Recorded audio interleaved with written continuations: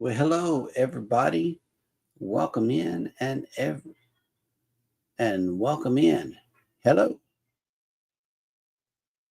All right. Danny Dizzle says she's gonna be right back. So we are gonna go ahead and get this party started. Let me get some music going, and as we wait on people to come in, I'm gonna start off with this one today.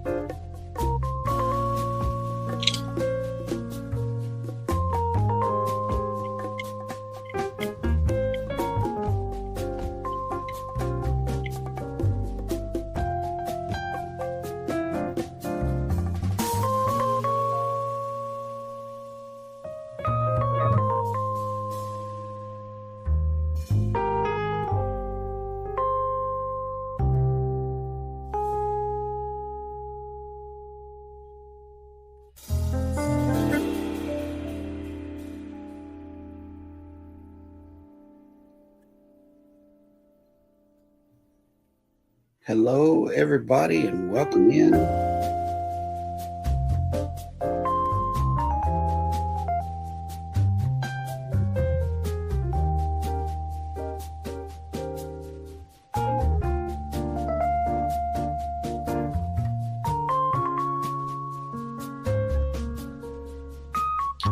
Hey, good evening.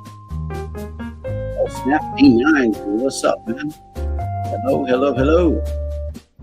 What five? What's going on? Scotty J. Hello. It's like those green. Thank you. I appreciate that. You wanted me this evening? We are making a hat. So far, this is how far I've gotten, but I hope the colors are showing up a little better for me. That's what we do when we're making a hat today. Thank you guys so much for joining me in.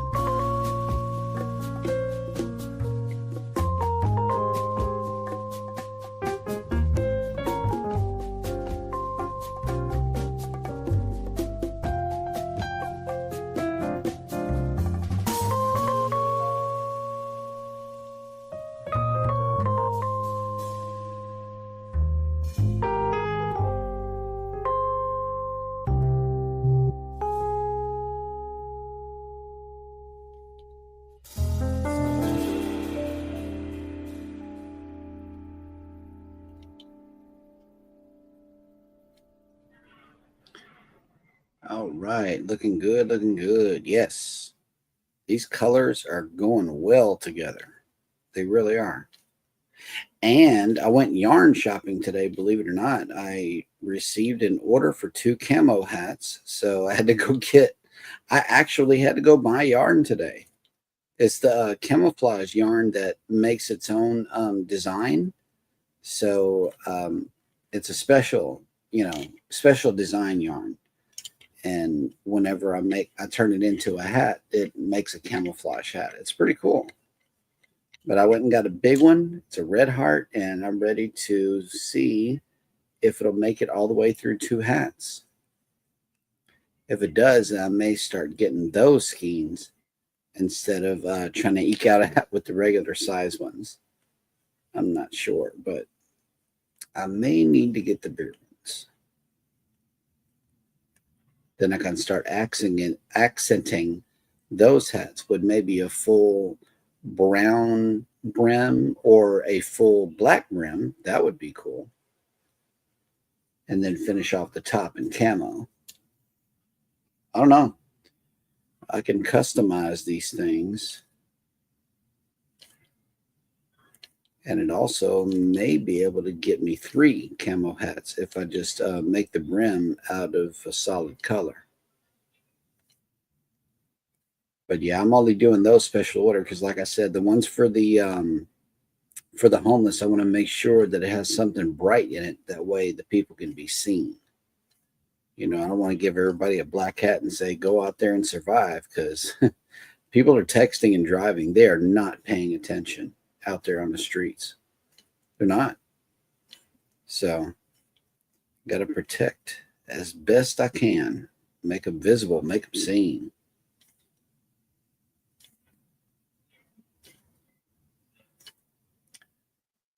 Welcome in, welcome in. Please leave a hashtag creator in the comments section, especially D9. We got some new friends in here. Be sure to drop your link while you're in the show today. That way you can be recognized as a creator. And we all can support one another and go over there and check out your work. Scotty, D9 makes beats. Really cool, chilled out, relaxed vibe beats. And also, he's a Connect and Grow channel. So whenever he goes on live, pay attention. His people are super supportive. Everybody over there is just welcoming. I'm so serious. D9's got a good support group amongst his followers. And D9 Scotty J is our co-host for a Wednesday night show that he came up with called Anchors Away. That's his weekly live. And you can connect with his audience, which is pretty much the cruise community, while you're in his show. But we do co-host, we do a collab on Wednesday nights at 8:30 Central if you want to stop by.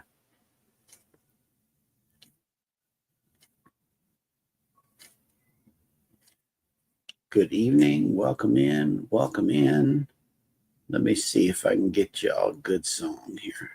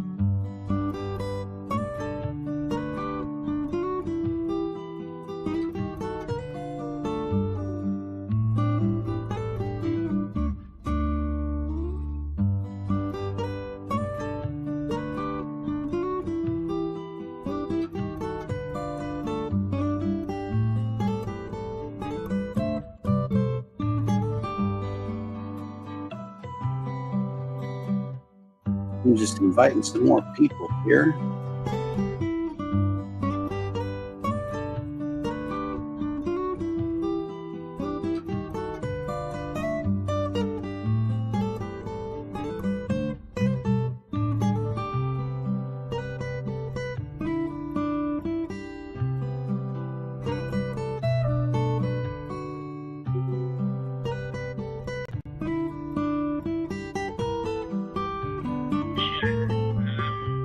Hey, Joe. Hey. How's it going? Don't forget to mention the ocean. Oh, that's better. It sounds like I hear somebody else's show playing right now. That would be Sean from the Down Under Cruisers in the background. Oh, I don't want to get hit by a copyright, so I'm going to take the music back up. Yeah, I'm just going to shut that down anyway. They're talking about the cruisathon. I've been invited to be a part of that. Fortunately, Yeah. I've got commitments. Right. I've got 3 roving reports to do. Oh, okay. In the one day. Who's just said they'll drop in? I think Denny's just said she'll drop in after Sean's live. Yep. Who else? I'm just reading back through the chat. Oh, God. Chicken burger. Hang on.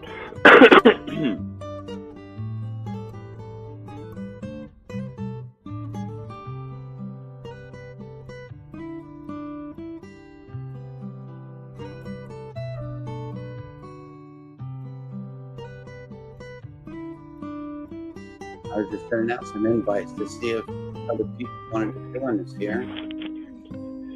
I got your invite from the usual suspects chat. Yep. What did I need to do here?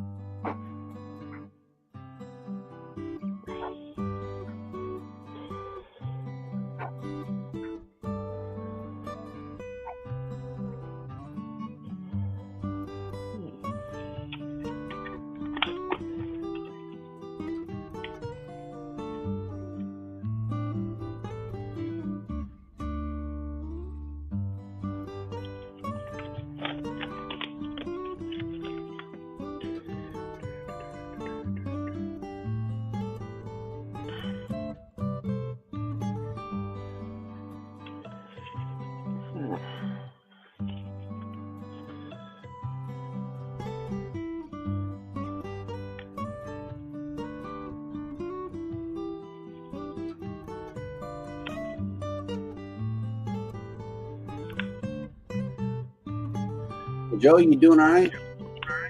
Yeah, I am actually. Thank you for asking. Yes, sir. How is the weather? I'm just looking at instructions. Oh, okay. For this little critter. Finally got my hands on some of the Bondic glue. Uh-huh. Keep it for when I need it. The Canadian-made product. Never know when you're going to need it in a place like this.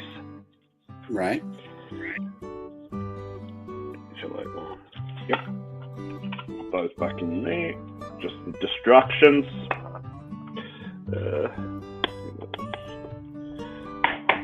Just sit here and chill out. Ooh, good dad. Just reading some messages on Facebook Messenger as well. I'm multitasking. Yep. That's how I learn too. I look things up and I follow them step by step. Yep. Just like I did this hat. You know, all it took was one video, and you got to know when to pause it and just follow the steps that they did, and then pick the video back up.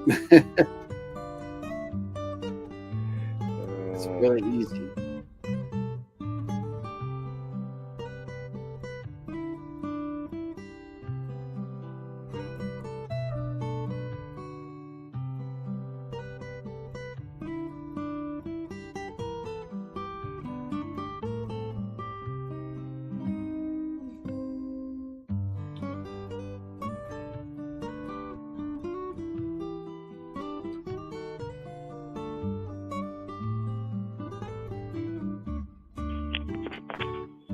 Try that again. Let's try that again. Yeah. Hey, Tiffany came in. Canadian Family Life and the Cam fam has joined. Hey, what's up? Hey guys, I'm just going to go back through and say good day to everyone. Hey Danny. Hey Scotty J. Pit's Life and D9. Tiff and the Cam fam. I'll just say good day to everyone while I'm there. Yep. Yeah.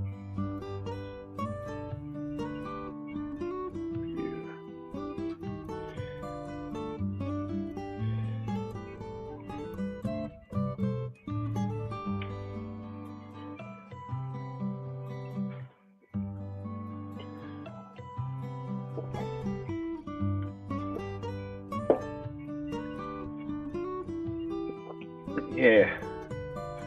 Not much on this weekend, but next weekend I'll be away. Going out to have a look at a truck show. Yeah. Yeah, gonna go and have a look at a truck show next weekend. That'll work. Yeah, no, I'm looking forward to it. Get out for the day. Do a few things out. I'm just gonna go and see what's going on. Just popping over to have a look at something for said show.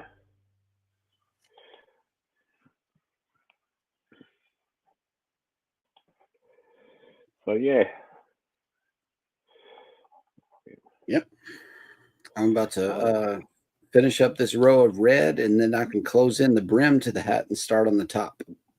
Nice. Yep. Well, I don't have to buy my tickets. Don't have to buy tickets for that. That's all catered for. I'm just like, oh.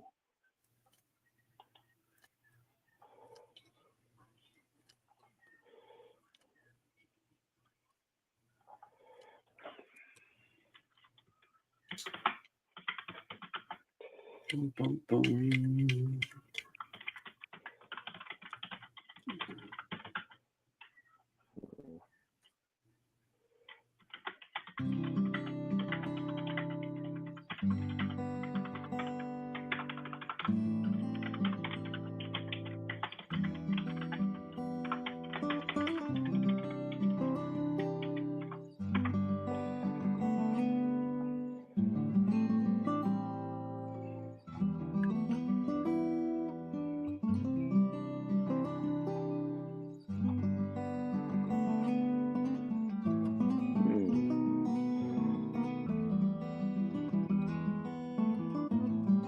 Okay.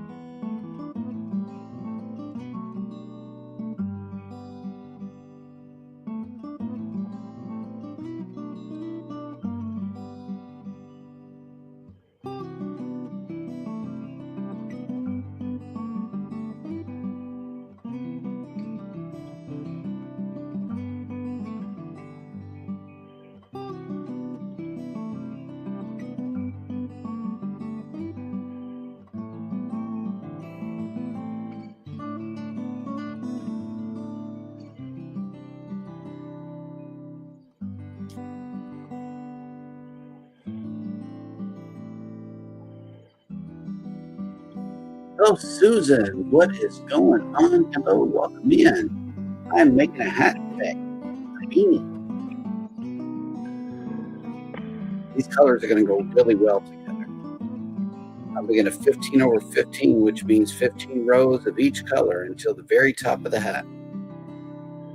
Nice. Yep. It's kind of like a candy cane, but instead of white and red, it's charcoal gray and red. It's going to look nice, though. And then on the top, I'm going to put a mixed up pom-pom with these two colors. Oh, nice. Yeah, man. It's going to look nice.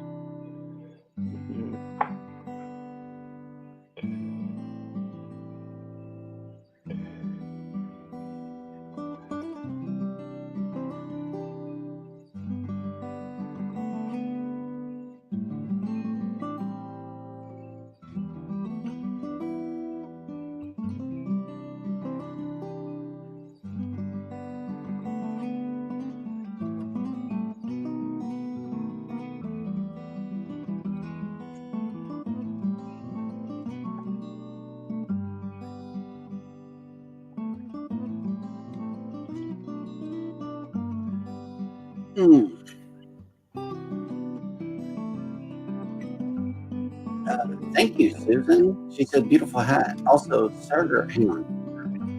Serger says, how long does it take to make that hat? Well, it takes me about 3.5 hours to make a hat from start to finish. I actually covered a lot of ground yesterday over on TikTok Live, and then I'm gonna try to finish it up today. So, yeah. Thank you for coming in.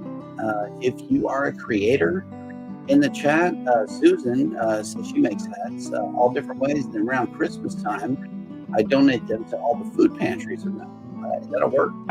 That's why I do what I do. You know, except I hit the streets with my hats, and you know, I can put things inside the hats and give them directly to the homeless people on the street. So that's what I do here on Hats on a Mission.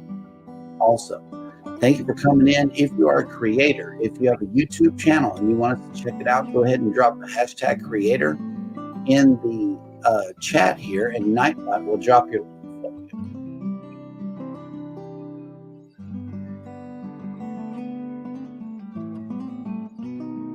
Otherwise, good evening. Welcome in. Sit back and enjoy the show. And Miss Susan, you got a visitor on your channel, and I'm gonna hit up Serger's channel right here too, and let's see what kind of content is on the channel. Powering down.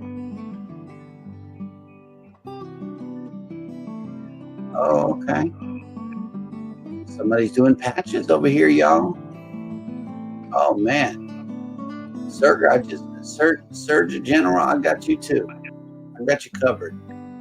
So both of y'all, Susan, thank you. Thank you. I saw you with the patch making. That is awesome.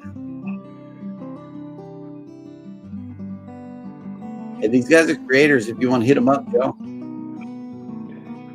I'll have a look at them a little later on. Oh God, phone's trying to work my phone out here. Sit it here. Yep. Don't want to put the. That's better. And guys, this is my friend Joe from Australia. Say what's up. Don't make much videos. I'm mostly a supporter. Well, thank you, Susan. Thank you for coming in. I went ahead and hit up your channel. That way, whenever you do make something, I can catch your videos.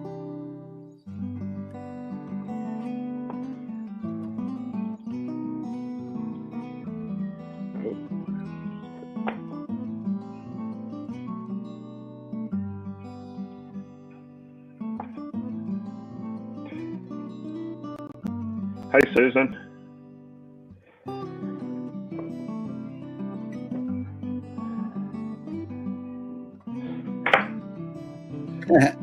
Tiffany says she's still here, just got to lurk and work. Oh man, that's messed up. But it's a blessing, you know. You at work and still able to tune in. That's kind of cool. Thank you. I know a lot of the East Coast people are probably asleep already. Yep.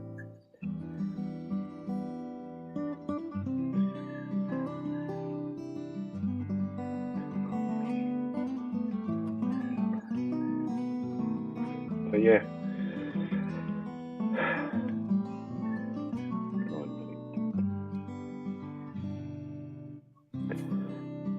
I want to do while I think of it.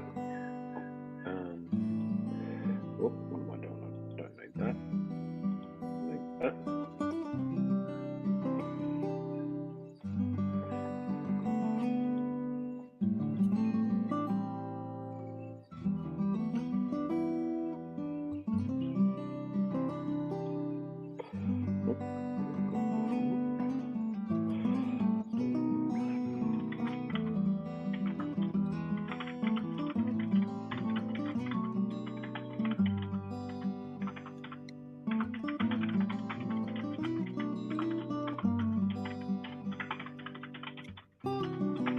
Oh, nice. Susan says she saw a girl from the UK that makes crochet masks. She's on Instagram. Oh, nice. Yep. I follow a lot of crochet channels, man. I try to find knitting channels or loom knitting channels, and it's like it just keeps on giving me crochet because a lot more people do it, and crochet moves way faster than knitting. It really does. There's a lot of good knitting channels out here too. Like I learned how to make these hats from a channel called Noah and Michael, and she took her time with that video. All it took was me to watch one video on how to do this, and that was it. That was all she wrote. I posted that video on my community tab in case anybody wants to go and learn how to make these things. Because nobody teaches this hat better than her. So if you want to make hats just like this, she'll tell you what to do, when to do it, and you just pause the video and keep it pushing, you know. Do what she does, and then and then you'll end up with a hat just like me. So that's how I learn, you know. I pause the video, I do exactly what the person says, and then I end up with favorable results. Yeah, and they look amazing. Mm-hmm. I'm just reading a report off of a incident in my area involving an aircraft that had an engine failure. Oof. And it was actually apparently a really, really successful outcome due to effective decision making. Mm-hmm. Of course, it'd have to be a Cirrus SR-22 as well. They're known for having engine failures. Hey, Dave. What's happening? What's going on, man? We're making a hat today. Oh, there you go. Yes, I don't sir. know. I saw it pop up in the chat, and I'm like, "What is this?" I have to go see this. Yeah. I just I went ahead and dropped it. That way people can join over here on the YouTube side, because I've been coming on live on TikTok, but my channel is a shorts channel, and if it's ever going to go anywhere, I need my watch hours. So Sure. Hey, I owe the YouTube audience some watch hours. So that's what I decided to do, was come on live a couple times a week over here and a couple of times a week over there. So I got to so spread it. you're making like what is it like a beanie or Yeah. Yeah, I make beanies oh for the homeless. oh dude, I never Yep. knew. Yeah. I've been doing it only since November. Like I was telling Joe here, I learned from one YouTube video from a channel called Noah and Michael. And she took her time. It was like a 5.5 minute video, but she took her time and really explained it in a way that I could understand. And I went ahead and, followed the steps that she told me to follow. And by the end of that video, I had a hat done. So I was like, okay, this is going to be really easy. And each hat takes me around 3.5 hours to make. So it's a short investment on time, and I'll never have to buy a beanie ever again. Oh, that's awesome. Yeah, man. That's awesome. Yeah, I never knew you. I never knew you did anything like that. Yes. Like, I mean, I've known you for a minute, but I never knew you. I saw the hats thing, but I didn't know you made them. Yeah, I hand make them and then hand them. Oh, I'm gonna have to put an order in. Yeah. Let me know your favorite colors. I know that Sharon wanted one. She ordered a purple and a red. This is not hers. This is going to be a giveaway. This is charcoal gray and red. This works really, really well together, I think. That's cool. That's super cool, Jeremy. I never knew you were a talented guy, man. Yes. Hang on. Let me get this pen so I can get your favorite colors. What is? Oh, I have no idea. Hang on. I have to think about it. Or do you want like a football team or something like that? No, I'll probably get something absolutely retarded. Okay. Well, I also make camo too. Like I was telling the viewers, I got an order for 2 of these. This yarn makes a camouflage design. Okay, now we're talking. Talking. Okay, I know. Now I'm talking to. Okay, hey, we're right here, Uncle Dave. Yes. So, yes. Yes. We're both from the Sportsman Paradise. I went and picked this up today. It's a jumbo, so hopefully I can get 2 hats out of it because that's the order. They want 2 camouflage hats. So I'm really trying to get the loom empty. I tell you what, I want to see that when it's done, and that's probably the way I go. I mean, being in South Louisiana, Sportsman Paradise, and a veteran. Yeah. Oh yeah, yeah. I think I'm gonna, for sure. I got you. But yeah, you can already see a finished product. It's over on my Instagram as well as my TikTok. So you can go check that out. And I have a new poem for everybody today. I'm going to wait till we get some more people coming in. And I wrote ChatGPT and we get together almost on a daily basis and we write a poem from the perspective of things that you never thought would have an opinion on homelessness. And I humanize that thing or that animal and make it care for the homeless. And it's a beautiful piece of art whenever it gets done. Yes. And then ChatGPT draws a picture for me of what I'm talking about. And so I visualize it and then I throw it up on TikTok, Instagram, Facebook, and YouTube Shorts. And that's how I come up with my art. Dude, I'm just enjoying watching you do what you're doing. Yeah, cool. Man. That is way cool. Same here, totally agree. I never thought I would be amused by something, dare I say, so simple. Yes. But it's just, it's one of those things that's just like, like I follow a lot of different people, and there's this one guy, all he does is cut grass, right? And watching him like weed eat and take this yard and he weed eats it and he cuts it down and mulches it all up. And just watching the finishing product at the end, You ever see Bama Nola that comes into our chats? Yeah. Oh yeah, I know Billy. That's what he I know does. Billy. Yeah, I watched his too. Yeah, That's what he stuff does. like And then that. Stuff like that. Darren, It's simple. It's Darren simple cuts grass stuff. too. It's the simple things. Yep. It's just satisfying to watch. Absolutely. Yep. Susan says, you mostly use a circular knitting machine. I got one of those too. I really do. Hannah has been using it for the scarves. She's going to make scarves while I'm making hats. And what we're going to do is make sets, hat and scarf sets, and start handing them out. Yeah. Also. Sure. Yeah, and then I know that Scotty J, he's going to want to start making some scarves too. So I'm thinking that there might be another knitting machine on order.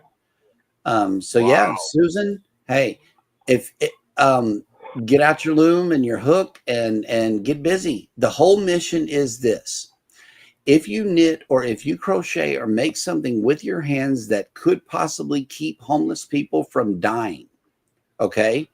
Make an extra one of what you're making right now and then go directly give it to a homeless person on the street. You have accomplished the mission. That's right there from start to finish. I mean, not that I know anything. I don't know how the process works. What about like socks?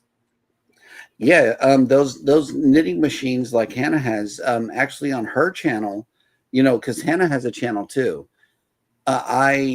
Her and I got together and we made her one sock with the knitting machine. And she was able to fit it on her foot and everything. All I had to do was close up the circle at the end and boom, that's a sock, a homemade sock, and we banged that out. And the knitting machine moves the yarn through it really fast. So like Susan said, those knitting machines, you can make a whole hat or a whole scarf in like 5 minutes. It moves it out real quick. But these hats right here, because I like to put style and grace and art into it, I do it by hand. And I also pray over the hats. I ask that, God cover them with his, unchanging hand. And that this hat could, if it gets cold enough, it could possibly save their life. Save somebody's life. That is my goal. And also I make them bright with stripes on it. That way they can at least be seen, because people, Uncle Dave, are not paying attention when they drive. They're not. No, they're not. I'd rather deal with a drunk driver than a texting and driver. They just texting on the phone. They're not paying attention. Homeless people are getting hit with cars and stuff, and they ain't got no insurance. So it's like, it's a cycle for them. And if you get hit by a car, in addition to being homeless, that's just like kicking a dead horse. It's tough for them, and we don't want to make it tougher by giving them black hats. So I put thought as a former motorcycle rider. Yeah, trust me, I know people do not care. Wear bright colors. If that's what I'm Jeremy, it doesn't matter. Bright colors. I could have been out there during the day with a strobe light on my face, and they don't care. I know. Care. I'm bigger than he is. I make the rules. That's the kind of concept you get. And also I was in Houston a lot too. The tow truck drivers, they come tearing through the neighborhood like it's their, like it's their business to just drive fast. They got to go fast everywhere they go. And it bugs me, It's just the little things. Hang on. Susan said something here. Dude, this is so satisfying to watch, Jeremy. You don't even know. Dude, I'll just sit here in awe and watch all night. Yeah. I don't know why. It is my goal to go ahead and lay down these 45 rows, make this pom-pom at the end, because at the top, I'm going to use this pom-pom maker to create a multicolored pom-pom and put it on the top of this hat. So it'll be even more satisfying to see the thing happen. Also, I got a fresh poem to read everybody at the end of the show. So stay tuned, sit back, kick back, and relax. Man, look, Joe I watched stuff. the guy about 3 weeks ago. I watched him for 3 hours, and he literally built like from balsa wood and fiberglass. He made it was 3 hours. It was 3 fishing lures. Mm. You know, I mean, I don't know what it is. Just something about creating something from nothing. It's I just, went. it just. I don't know what it is. Maybe it. I don't know my curiosity, but I could sit and watch that all day. And he went through the entire process of taking the wood and sanding it all down and Yep. steaming it and forming it and then coating it with the fiberglass and then sanding that and putting his colors on it and then the eyes for the hooks and all that kind of stuff. So My yeah, my it was like custom fishing lures. It was great. It was cool. right.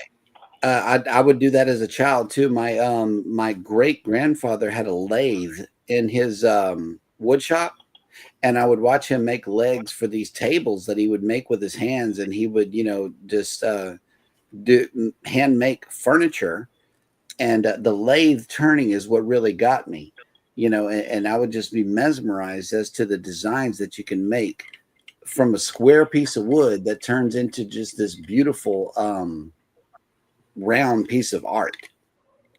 And he made it from just a board, and I thought that was so cool. And also I used to go to the Houston Art Festival and watch people make art there. That's cool. It's just neat to me. It's like relaxing to watch. Yep. I don't know. Maybe I'm weird. I don't know, but it's just satisfying, I guess you would say. Well, it's real versus other things. Yes. Yes. Very, very correct. It's happening in real time. It's not Memorex or anything that was sped up or slowed down or otherwise filtered. Because we're so used to the filtered and the polished that we forget about the raw nitty and gritty and what it takes to make things. Yeah, people don't mind buying it, but they don't see how it's done. And that's one of my favorite channels on YouTube is how it's made. On the Discovery Channel. Dude, I used to watch that so much. Yes. Until they took it off the air. No. Yep. No, sorry, phone call. That's all good. We ain't got time for that. That sounded like a house phone, Uncle Dave. No, that was my my cell phone. Oh, okay. House phone, man. Nobody got house phones anymore. My dad does, believe it or not. My dad still has his house phone mainly because he's self-employed and he had to keep that number going. So he still pays the house phone bill. Yep. And Jeremy, how many people do you have in here tonight watching this? There is 5 people in here right now. Dude, there should be like 45. I know. I need to get like Linda, Linda Tolman and Denise and Roxy, all the ones that do all that crap. They need to come watch this. That's all right. I'll let them know tomorrow. I invited Roxy. I'm not sure if she's able to come up. Oh, look, Tangled in Yarn. Annette has made it in. What's up? Good evening. Hi, Annette. If you are a creator here in the chat, which I'm going to go check out your channel and see if you are, I may be able to just start dropping some links from here. I don't know. But yes, you are a creator. I am subscribed to you. She has 274. Let's try to get her up some more. So copy. And I'm going to paste it for you right here. Boom. That's for you. And then I had some other ones come in. So I'm going to start getting their links together. Let me see. I'm going to get Susan's link here because she makes stuff. And the other channel too. Okay, paste. Yeah, I didn't try to stream this or join the chat because I don't make anything but like bad decisions, like cruise type stuff. Right. This this cruise is in 5 months, going to cost you $2,000. I'll take it. You know, Right. Yeah. So that's the only thing I make is bad decisions as far as cruising goes, Okay. or booking cruises or whatever. But yeah, I saw you posted this in our little chat we got going. I said, "What is Jeremy doing over there? Let me go see." He So went live. I had no clue. None Yep. whatsoever. But it's Okay, so awesome. I love it. So I got everybody's link posted. If you are here in the chat and you want to drop your own link throughout the show, that way you can grow your own channel. All you got to do is type in the following word, #creator. I'm going to show you how that's done. Creator. And watch this. Nightbot will in turn drop my channel link. So y'all can do that same thing as many times as you want to throughout the show to promote your own channel. And since you guys are knitters, now we can hang out. And you would be surprised, coming from the cruising community side. Mm-hmm. You would be surprised. Well, look what happened with Zach. Yep. At Coker Culture.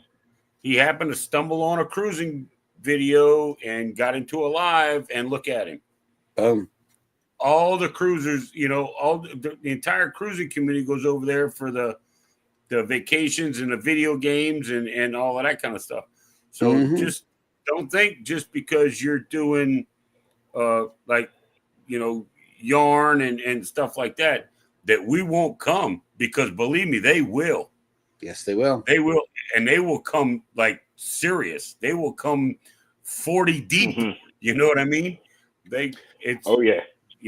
Especially if you're doing like Jeremy's doing, and he's posting. I don't know why he's on so damn late, but okay, I'll give him that. No, I waited for the match game to go over, and that was something.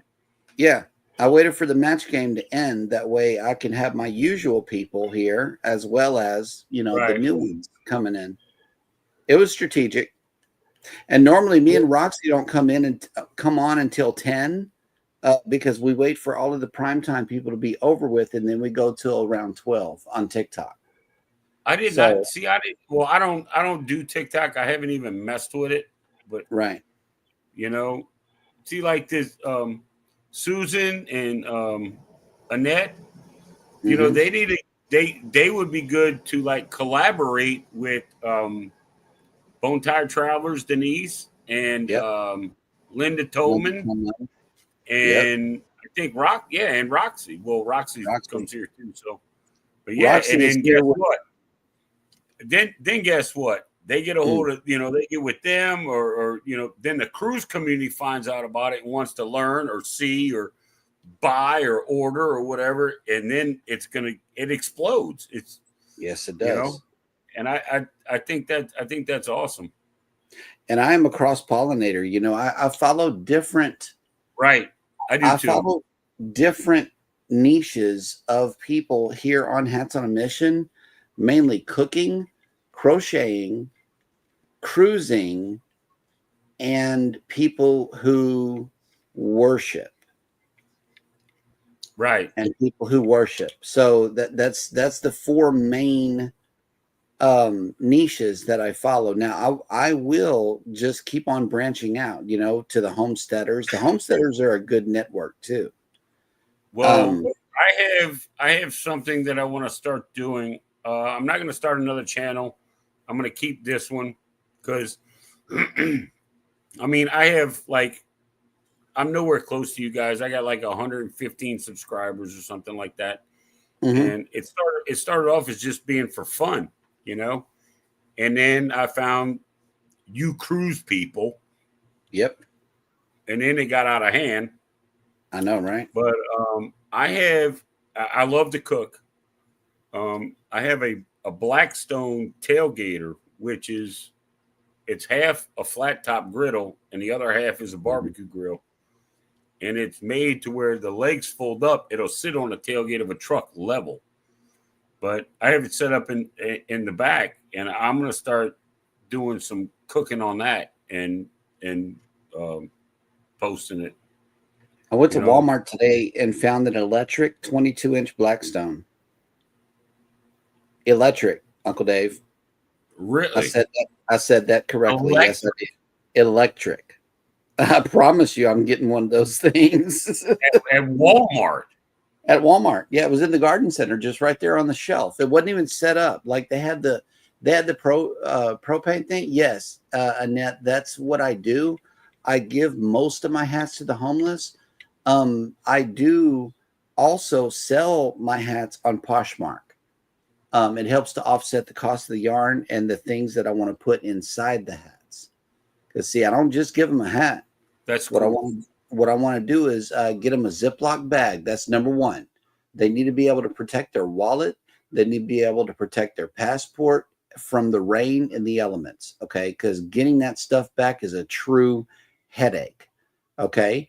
Number two, I want to put like a granola bar so I can feed them at least for one meal. I can be responsible for a meal, or something that they can eat right now. And then what I want to do is give them a deodorant, maybe a little piece of soap or something. That way they can go take a quick bath or something like that and at least feel decent for an hour. I mean, that's my goal. And then what I'm going to do is go to Home Depot and spend $5 and get them an umbrella. Protect them from the rain, shelter them where they are until they figure it out. And until they can make it on into the shelter and try to start the process of healing. Sweet Bee Creative Studio, good evening. Welcome in, and welcome to the show. If you are a creator, which I know you are, please go ahead and drop your link by typing in the word #creator in the chat, and Nightbot will drop your link. That way everybody can get connected with each other, because that's what we do here. We grow. I just think that's so cool. Yep. I like the process of things being built because and being involved in it. Each one of these stitches is made with love, and they're carefully placed. That way they're even, and it's just making something with your hands it has its rewards beyond a finished product. I've always been able to step back at the end of the project and truly appreciate something that I've made with my hands, or, I handed somebody a skill saw to help make, or I climbed the ladder and put, bundles of shingles on the roof and tried to, cover somebody's house. There's nothing more satisfying than, doing something with your hands. Is, hey man, I did that. Me and my dad used to drive past houses and I'm like, hey, you remember that job? Oh man, you remember that remodeling that room? It's like, that's our thing, is we'll ride past all the work that we've done and just point at those houses. They still standing strong. It's the same thing with me. Like for years, I built fence, wooden fence, and you'd show up to a house and they wanted this massive fence. And, we put up 300 feet of wooden fence with double gates and all of that. And we got done and you step back and look, it's like, man, we built that. Yeah.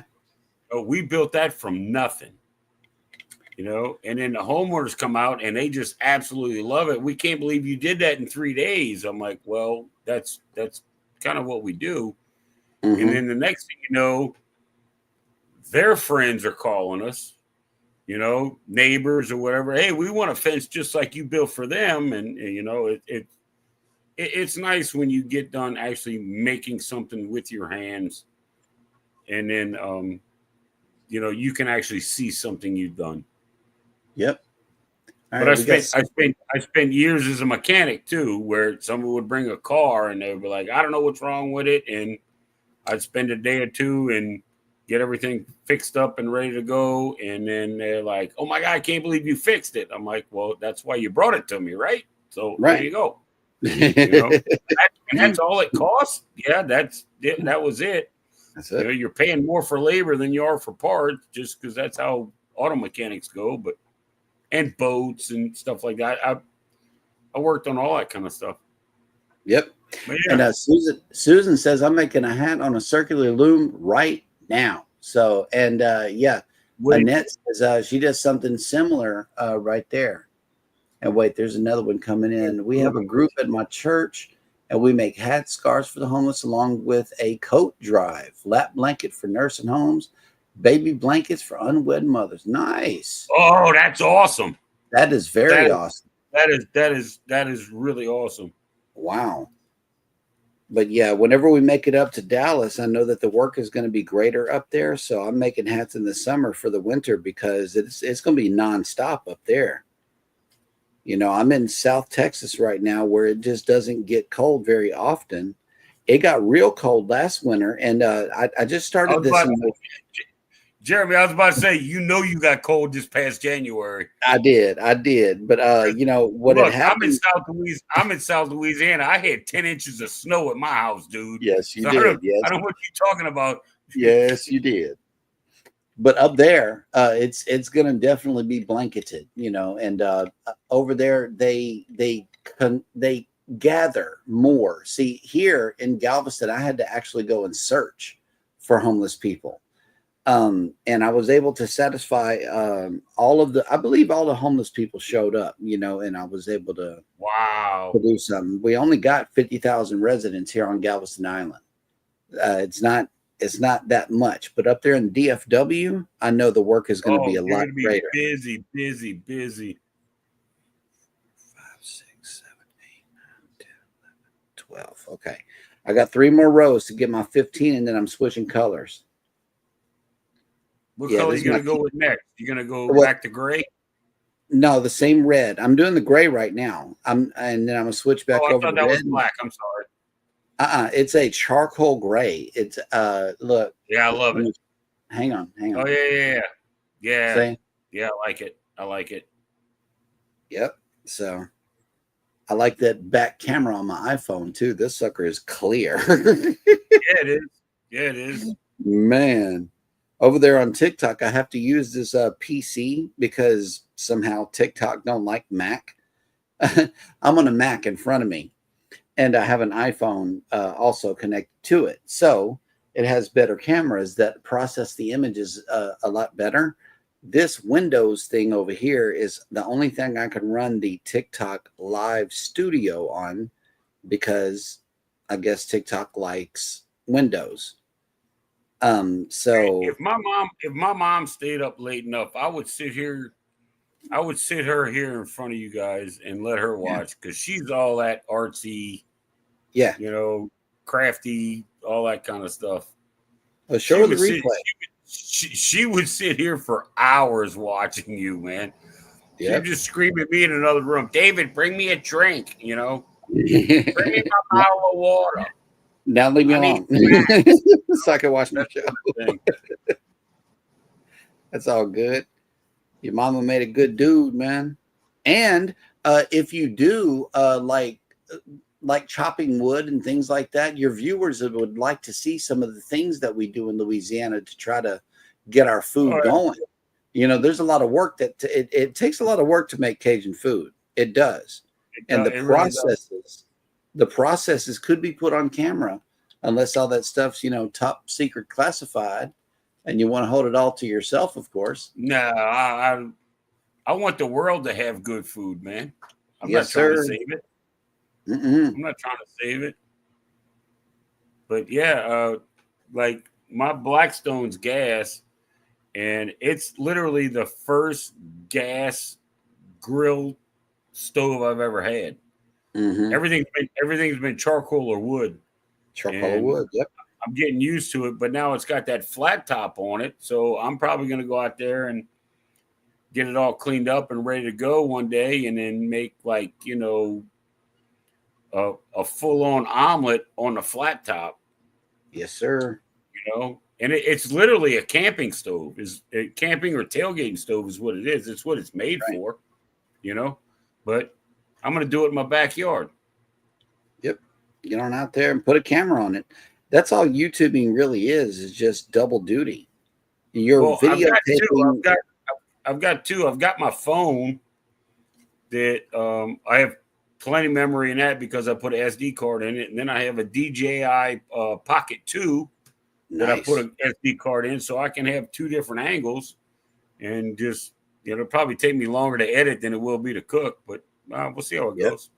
Oh, You oh, know? you talked her up, Uncle Dave. Here she is. That's Miss Roxy. Roxy. What's up? Hey, Roxy. let me Hey, turn my volume up. Look who else showed up. Oh, Danny D's in here. Oh, snap. She made it back. What is the dealio? What made We you got some go more- on StreamYards tonight? Well, this is a whole lot cleaner. I am able to hook up my iPhone, which I normally am monitoring a TikTok live with, but over here on StreamYard, what I'm able to do is use the back camera of my iPhone here, like on my tripod, while still using my Mac in front of me. And so I can have a better video quality. Look at this. I mean, it's just nothing That's beats amazing. this clarity. Dude, You I know? can see the individual threads in the yarn. Yes, you can. Yeah, I mean that's It's clear. awesome. So That's it's like I prefer that camera to the one that I use on TikTok Live. All right, so this is on YouTube. Yeah, it's on YouTube. Let me It's go on- find you on YouTube because I can't see you well on my phone because I was watching something on YouTube, but I paused it. Okay, hang on. I got to count.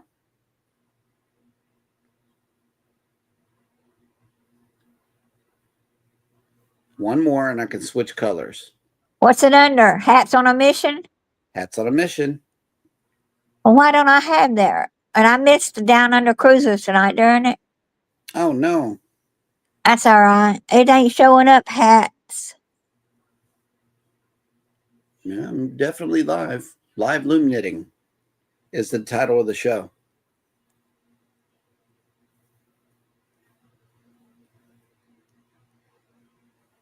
I know I got your YouTube, but it's not showing it. Hats on the ground?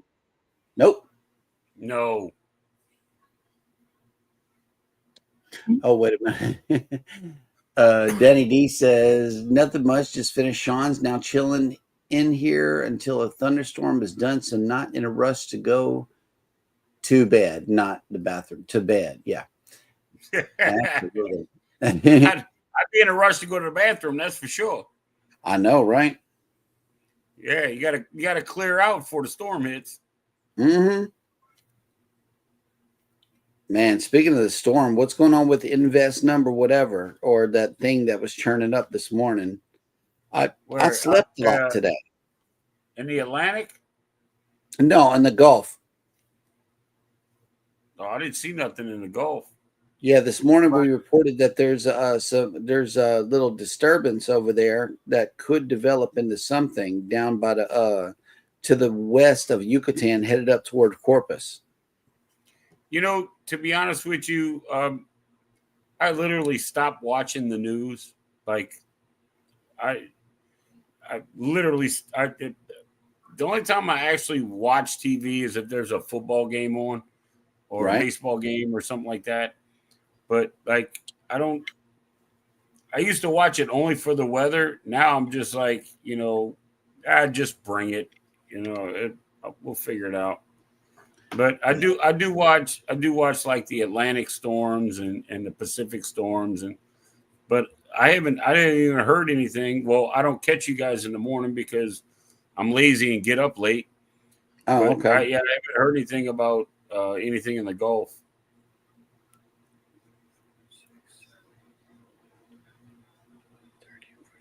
Okay, so what I do in order to make the rows the same size is I'll knit 15 rows here. Okay, and then switch colors, and then I'll knit another 15 rows, and then I'll switch colors, knit another 15 rows. That way they're even, and all the rows are going to be the same size all the way up the hat. So what I'm switching to red right now because I just laid down 15 gray. So I can tie off the new color, cut off the gray, and keep going.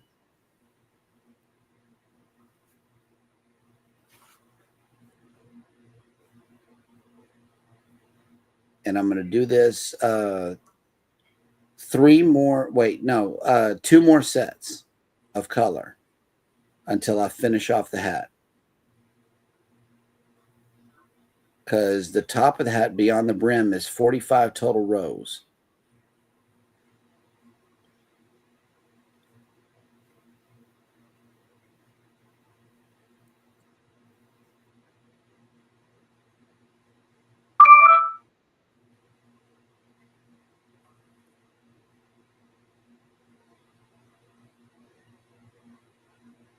It would Gotta make probably be my last white hat because I don't have enough. I don't think I've got another one somewhere, more color Mhm. like this, but Now, it Uncle would be Dave, my last white hat probably. you want to see somebody fast with the crocheting? That's Roxy. She'll make like 2 hats to my one. Okay, she'll sit there and crochet throughout the show, and we'll be just carrying on and everything. We'll be talking. We were. Hold on. Roxy was in a live on a Saturday night and knitted a hat while we were in the Yes, damn show. yes, Yeah, that's I what she does did. on my show too. Yeah, see, Roxy, I was paying attention. I remember. Yep, So that's all. I I don't know did. why I'm so concentrated on this right here. So you just tie it off and keep Yeah, rolling. keep rolling. That's it. Simple yet interesting. That's for sure. It is. And 2 of our cruising community actually went and got looms and yarn and the supplies because of what I do.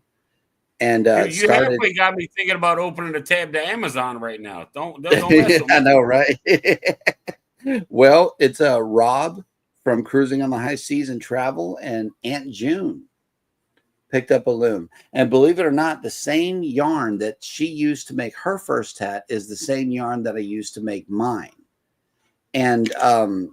it was an accident. It was completely by accident. Our first hats were equal. She made a baby hat and I made an adult hat because we got different size looms for different size hats.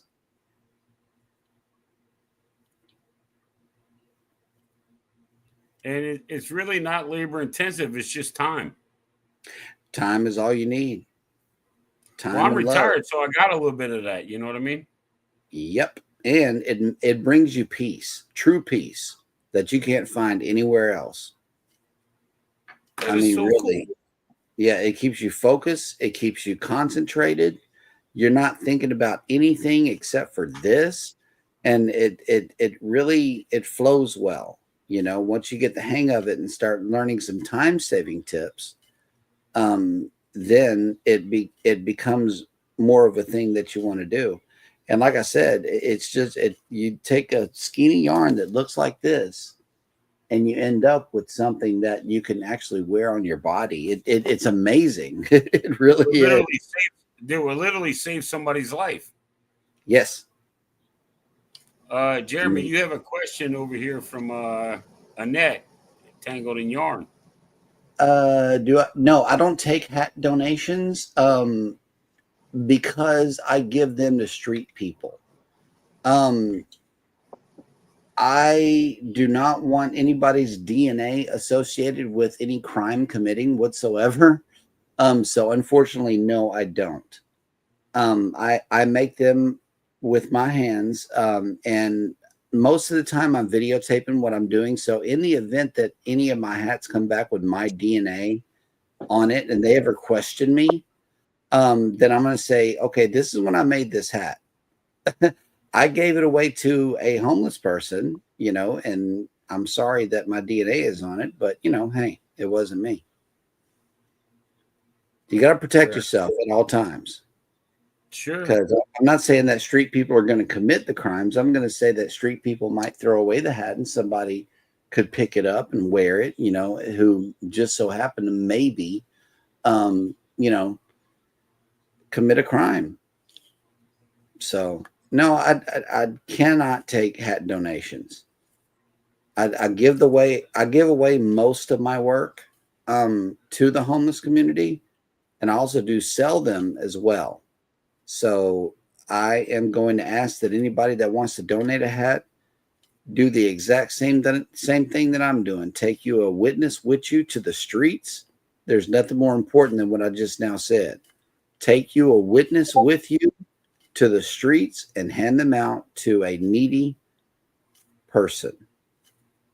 And that is the whole mission. I'm getting a clash right here. I'm watching what you're doing, and you're still pulling gray yarn over. So you go to the very bottom of whatever's on those little posts and pull it over the very top. Okay. See, I'm learning. I'm learning, Jeremy. I'm learning. Yeah, that's how you do it. Is you pull the bottom one over the top. Over the top, and eventually you get into the red, and it'll blend itself.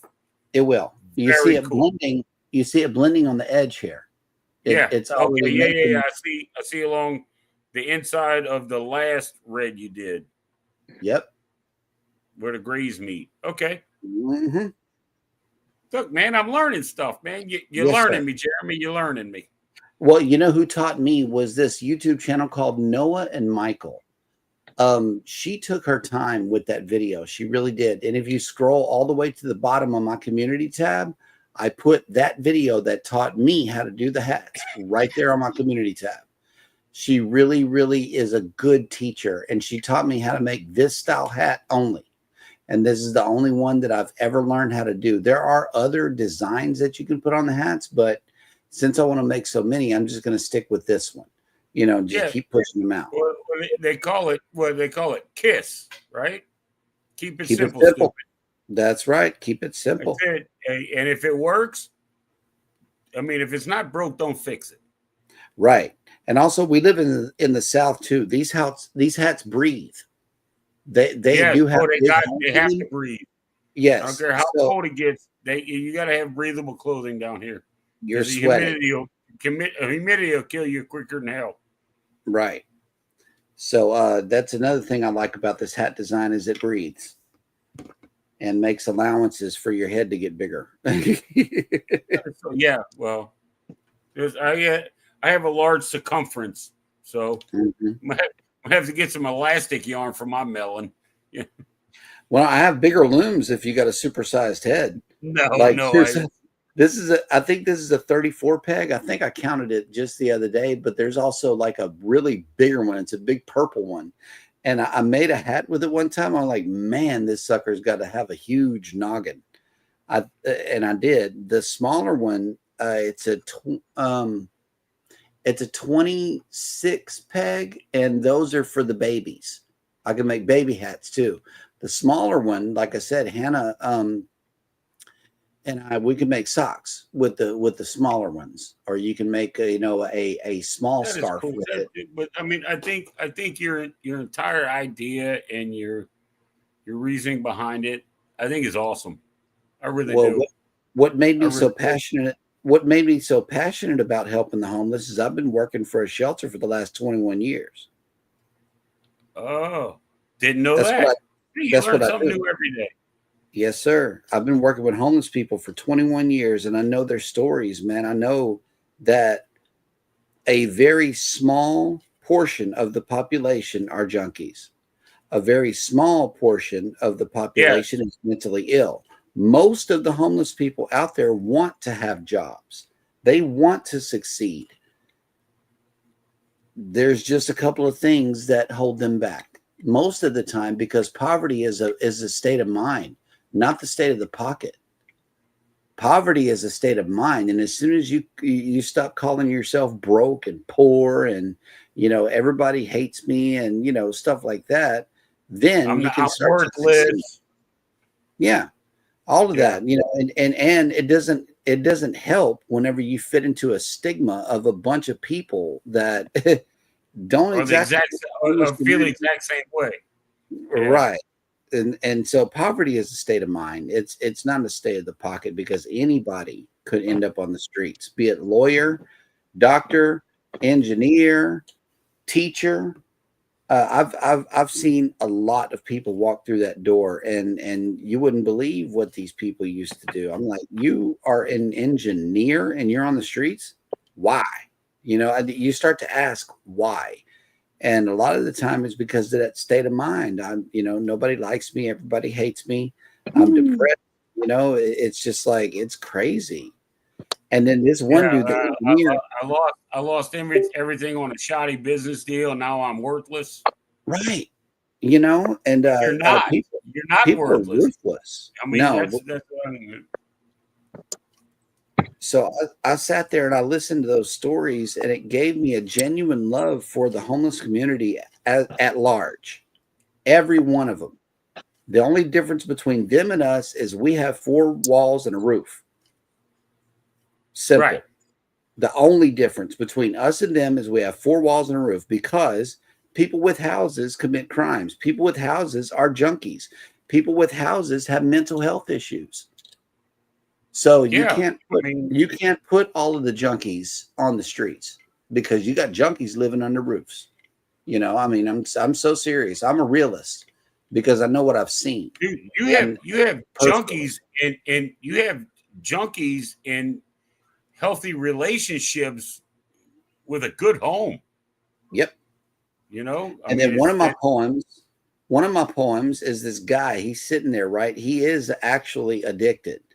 And he's hearing this couple behind him argue about how small their house is, or how long the coffee line is, or they're complaining, just complaining, got nothing but negative to talk about, right? And he's like, you know what? I would trade with you even just for a second to have your issues and your worries. At least you're not locked up within your own skin. yeah, You see what I mean? Like, because whenever you're yeah, addicted to something, you're locked up with, you are a prisoner in your own skin. And yeah. it's not a good feeling. Your mind is your worst enemy. Yes. Yeah, Yes, you got to speak life, because otherwise, if you talk yourself into poverty, you could find yourself being homeless and in the gutter, man, just trying to find a decent meal. So Jeremy, that's take me out. I'm oh, switching. Take me out. okay. Nice. I see you. Hang on, I'm going to there remove. you I'm just going to go ahead and kick this from studio and hope I don't. Well, Hey, it's that's a good. new It's camera. good, Jeremy. It's 10:20 here. I'm gonna get off and get me something to eat and go to bed. But I'm glad I saw this. I'm glad you posted that, and you know it's really interesting. And Check out I'm all gonna the videos. Check out all I'm the going videos on this channel. and I'm gonna go find. I'm gonna go check out Susan and wait, hold on. What was the other one? And Annette, the Tangled in Yarn, and Susan E. I'm gonna go check Yeah. theirs out too, because Yeah. it's really interesting, and you know I like it. It's soothing, if you will, just to sit and watch this. You know. It is. Stat made it in. What's up? What's up? All right, Good y'all have a evening. good night. We'll see you All right, soon, Uncle brother. Dave. Take Peace, care, love, y'all. and salutes. Bye. That's it. Bye. Hey, Stats. What's going on, Stat? Welcome in. If you are a creator here in the chat, please type in the word #creator in the chat. That way Nightbot can pick up your channel and show it to us. That Yep, way we can join your YouTube journey. Yep, Stats is from my side. Nice. I'm going to go hit them up. Yeah, they live in Yeah. Florida. Nice. Oh, snap. Sharon Jackson has made it. I don't see you over on that side over there. Maybe I just need to. Thank you, Okay. Stats. Yep. All right. Okay. So, okay, I see you, Sharon. There you are.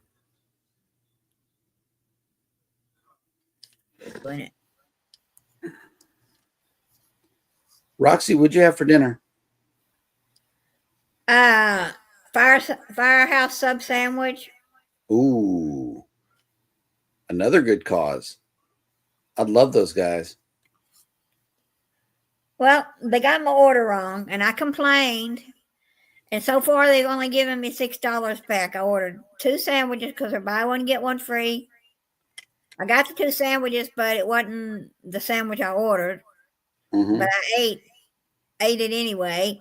But I didn't get my cookies, and I didn't get my drink. And I said, poop. Yeah. Mhm. So I Yeah. complained to Uber Eats.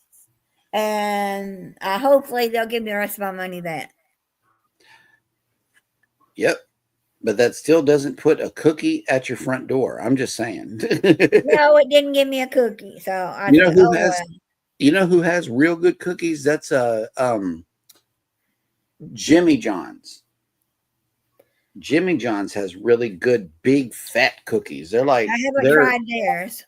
I I don't, love their cookies. I don't even know if I've had a Jimmy John's. I have to see. I think we have a Jimmy John's. I think that's where I ate because they have a couple of times a year. They have you buy sandwiches and 100% of the proceeds that day goes to charity Mm-hmm. of some kind. I don't remember what it went to. So, but I ended up eating a Tim Tam cookie. Nice. No hot chocolate this time to go with it, but I ate it. Mhm. Yeah. That's good. We had I made a version of turkey soup because we just made that turkey the other day. Oh, So now we're doing different meal ideas with turkey. I right. froze half of it, like I froze all of the dark meat. And so we're just eating wings and breasts right now and until it runs out. And then we'll be good. Right. Stat says no cookie. Oops. I want a cookie. Yeah, no I know. cookie. But I was gonna order. I thought about ordering from Crumble Cookie. Is that it? Yeah, but Yeah. Crumble Cookie costs too much to deliver, and I could go there and get what they won't. I can get a couple extra cookies if I go into Crumble for the price they Mhm. won't deliver. So I don't ever deliver those. Yep. So it's just frustrating that maybe I hope an Uber Eats will give me more than $6 or something back. Because it started out when I ordered it, it said the meal was 20 something dollars. And I said, okay, like 21, 22. And then they Mhm. charged me 30. And I'm going, why charge me 30? So they gave me $6.99 back. But that still doesn't tell me why when you complain, this is the second time that store has gotten my food wrong. And last time they gave me my money back. And this time they're Mhm. gonna give me my money back. So I may not order unless I go in and be there. Yeah. Right. Sometimes you got to go up there and do it. I don't know. I used to drive for DoorDash and Uber Eats, and believe me, I've felt the I've assisted people in fixing their orders. It all depends on how good of a driver you got, but it's really not on the driver if the restaurant gets it No. wrong. Well, see, when I opened my bag, I ran outside and the driver was pulling off. I said, "Darn it! She might have helped me get it done faster." And Right. But as a customer, remember that you do have to place a second order if you want a replacement or something like that. Because we're already most of the time we've already accepted our next delivery by the time we reach your house. And so oh it's yeah, like we're on to the next order before we even get there, yeah. So So that's the reality of being a driver. Is yeah, you get but I understand that. yep. But the sandwich wasn't really all that wrong. It just wasn't everything got added on. I took things off, added some more things, paid Yep. for the extra things, and all the extra, and the cheese was completely left off. And I said, well, I wanted warm cheese on it. And so I'm hoping that Uber Eats will straighten it out. And Mm-hmm. if they don't give me all my money back, they can at least give me a little more, half of it back. Oh, wait a minute. Check this out. Stat says I like to plan ahead too. Made extra chicken to eat tomorrow and made broth with a piece of chicken ice cubes for my pup. Nice. And I am loom knitting a hat for the homeless. This one is actually one of my giveaways. This is going to be nice. I asked a creator, I believe, for the color choices on this one, and I think my next two are going to be these because somebody wanted to order a couple of these. Look, Roxy, I actually yeah. had to go yarn. I had to go yarn shopping today and get the camo. This is I the one had that some camo, but I don't know if I have any left. But I had camo. yeah. So I went and got a big one. I got a jumbo. That's the army camo. Yep. They have the army camo. They have the brown tone camo at one time. Then they had the navy blue camo to represent the army. So they had 3 different colors. They called them all camo, but yep. I like the Desert Storm camo. I really do. The yeah, tan. yeah, I like that's that design. I've seen that one. I'm more of an earth tone person anyway. So I've made a lot of those camo hats and given them away. But it was revealed to me that I need to make the hats that I'm doing for the street people bright, so they can at least be seen. Camo is not good for them. I'm gonna make I'll probably make one for Uncle Dave. I know that he would like that. I don't know how it dropped your link. I had to restart my live because my phone was messing up. So, and I said, "Well, I'll get out of the video I'm watching anyway and watch it before I go to bed." But I'll come on here for about an hour or less and get a few more hours in because I did live today myself, but I did cleaning in the kitchen and moving my exercising without music. Oh no, the hashtag creator will not work on Roxy's side. If you're in Roxy's chat, it won't work. You have to come over to Hats on a Mission and then type in hashtag creator. But let me get your link over there from Roxy and let me see. See, I don't have a Nightbot. It went to sleep about a year ago and I didn't wake it up. Oh So wow. I don't know how it got messed up. And the person who helped me fix it, I don't talk to her anymore. So I got to figure out how to do it. I know how to do it. So we'll get it. We'll work on it one day. We'll do it through Messenger one day. Yep. Okay, here we go. No, I got it. Well, maybe not, Stat. I need to see if I can copy and paste your channel here and do a channel search. Copy. And then I'm going to search here. Ever thought about putting some beards on your hats? Beards? BEADs? I don't know about that. I can't find your channel. So yeah, you're gonna have to come over on Hats on a Mission. Let me drop my channel link. That way you can find me here in Roxy's chat. I'm gonna drop it there. So let me see. Oh, Gen X Effect is on too. Oh, okay. Yep. Copy. And then I'm going to go to Roxy's chat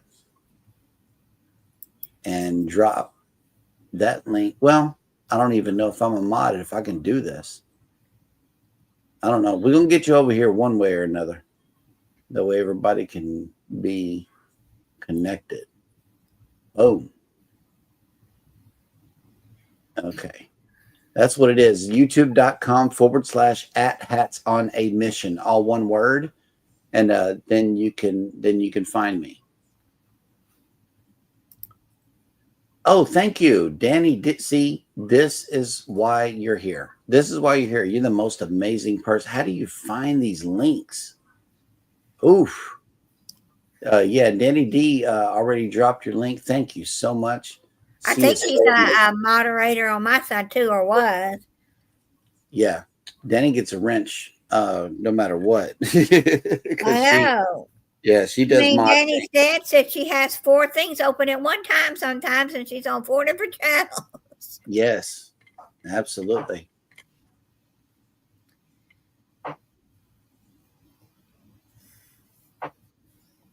But Yep. I finished that other hat. So I think this yarn will probably get me one last hat. If I run out, I will just add another color. Yep.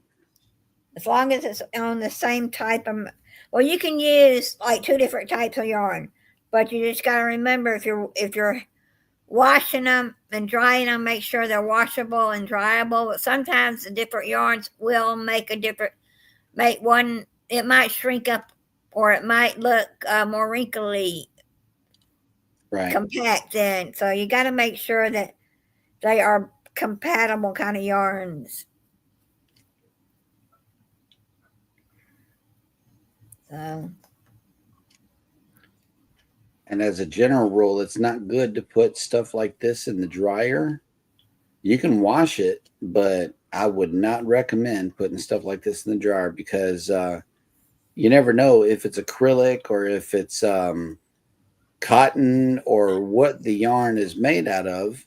And if you put it in the dryer, it could shrink up or it could, Right. Well, loosen. most of your red heart and cardon yarn for everyday use is wash and dry. But when you get into the specialty yarns, you cannot put them in the dryer. Nope, it'll melt. And They shrink. yeah, if you try it on a high heat, then that's not a good one either. Yeah, we Yeah, had ladies in our group that she made a nice sweater for herself. Mm-hmm. And her husband decided, I'm going to wash and dry the clothes. Well, that nice sweater she made for herself, now that her grandchild. Yep. It shrunk. Yep. Well, that gives me all the more reason to make another one. See, once you start making these things, it's like you can't stop. No. Because this stuff, this knitting and crocheting, it really, really does bring you a lot of peace. I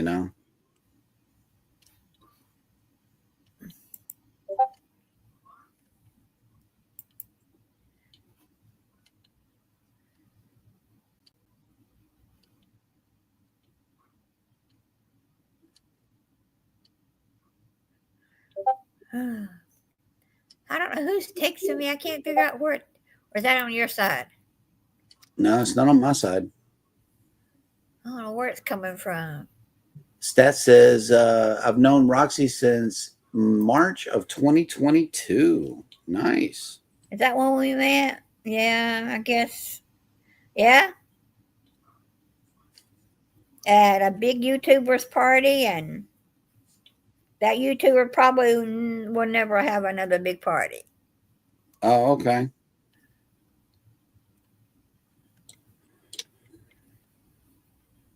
The looms are supposed to be. I have a loom, and I did it at one time. I made 3 or 4 hats, but I do not remember how, so I gotta have a refresher course. Mm-hmm.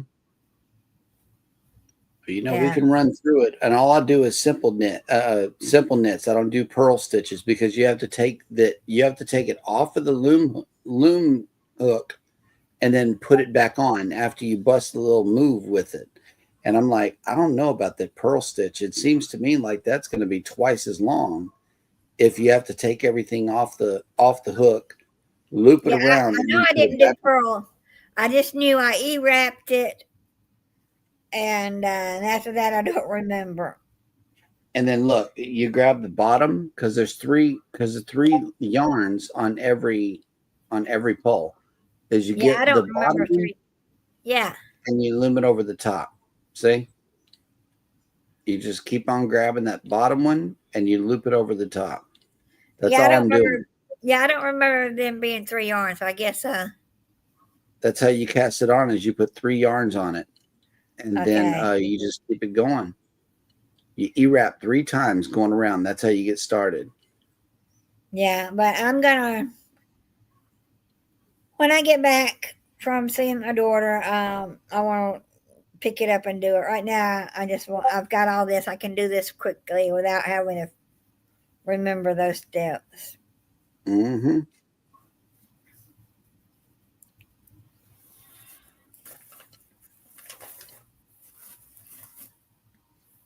And tomorrow I got the backyard finished yesterday.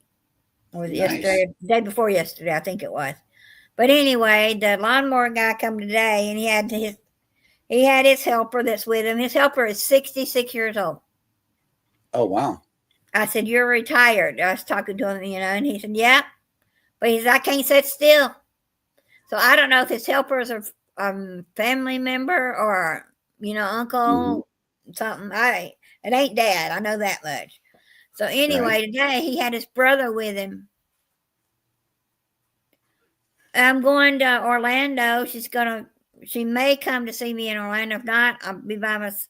I'm doing some other things while I'm there. Nice. But anyway, he brought his brother with him, and his brother is the electrician. And so we went through my house today looking at the different things, and the box that the original electrician that didn't finish my work left out here. Yep. It's a 200 amp. My 1963 box is a 50 amp. Wow. And he said, we can use it, but he said, before I even try it, I'm going to do a small test and make sure it's not going to trip everything in your house. Right. So if it does, I said, I'm going to give him that one because he could probably use it, and he can get me a 100, Yeah, you don't want to go too much more than what your house was meant for, because it could really blow it out. That 50, wow, that is very low. Yeah, that's the way they did it back in the 1960s. Yep. Everything's on the same circuit. You can't run the heater and the microwave at the same time. I remember them old houses, no insulation. You had the fuses instead of the circuit breakers, and all that. That was crazy. I was scared of the fuses. The circuit breakers don't scare me, but the fuses did. Yeah. Hopefully he's going to cut me a deal, because I said, I've already paid too much for unfinished work. And I said, I can't afford that much more. And he said, how much more did you owe that guy, or did you owe him anything? I said, yeah, I owed him about $1,000. He said, I make him work with that. Sharon, I would not know how to add beads to these things at all. She was asking me, have I thought about adding beads to the hat? All right, what you do to add beads? Say you want 200 beads, and you want to, you put them. You take your needle and you thread them on before you start. And as you're working, if you don't need a bead there, you just keep pushing the beads up along the thread. And when you E-wrap a bead with you. Okay. Yeah. Yeah, and I never thought about that. I just I follow the same pattern, because that's all I learned how to do, was to do this one style hat. Now the designs is the things that I come up with. Like this signature is all mine. See, I start off with a color on the inside, to which I know that is going to be what is touching your head, and then I'll knit down 23 rows, and this color, for the most part, is always going to show up a little bit on the outside right here. And this is how I sign my work. I do this for the art of it. It looks really cool having that little piece of color right there that I started off with show up on the outside with this. Yeah. So it also makes the stripe that I want the drivers to see more visible against the darker background. So that's why I do that. But otherwise, it's the same concept. You lay 39 down, fold it in half, and that's your brim. Lay down another 45 and close up the top. You could put a pom-pom on it or not, but otherwise, that's the whole hat. If I had a bead here, you can also, with crocheting, you can also do it as you go along. But you have to make you can't see me. Anyway, you have to do that and slide it on, and then push it down and go from there. But I've made things with beads on it, but I had to sit there and string. And for a hat, you got to figure out, do I want it like a whole row of beads, how many it's going to take. Right. So it's 34 around. If you wanted 34 around, you're going to have to put at least 34 beads. But if you want them scattered out like one here and one there to design, put as many as you want on there. And I guess you could figure it out exactly before you did it. Yep.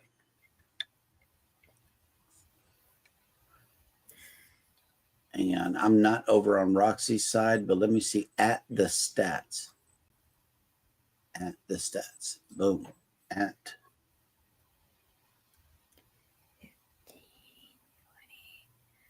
25, 30, 35, 40, 45, okay. 50. Oh, my whole comment section just disappeared. There they are.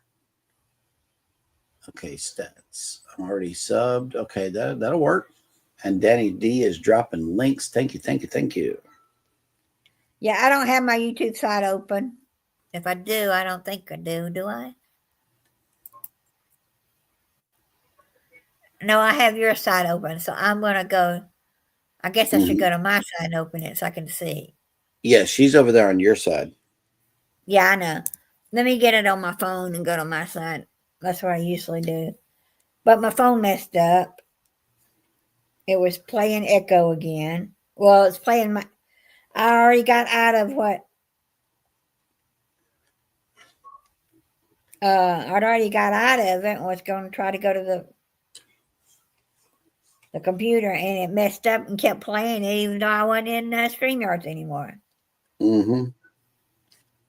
So I don't know what was going on.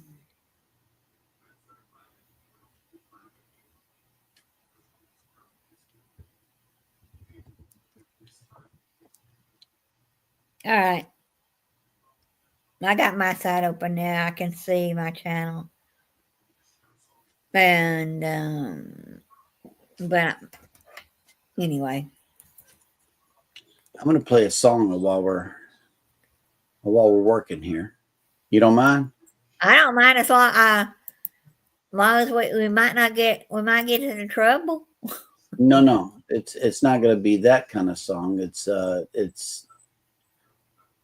this kind of stuff right here. No, I don't care.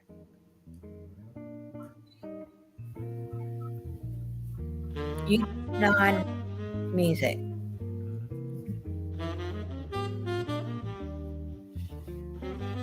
I get it from Filmora. That's what I used to edit. That's what I used to edit my videos. Right. If it's good for vlogs, it's good for lives. Right.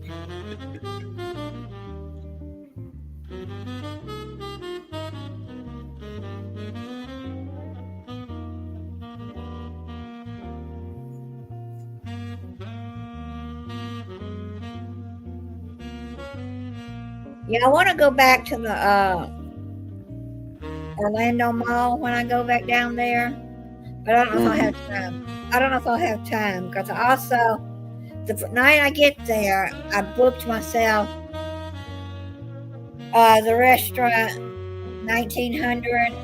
I forget the exact name of it, and that's that night at 18 because that's the only time they had left open. Hey, look, Jalen Russell made it in. What's up? How is it going? Hey, Jada. I'm going to connect with you. Man, I wish I could. Jalen Russell. Let's see if I can get you.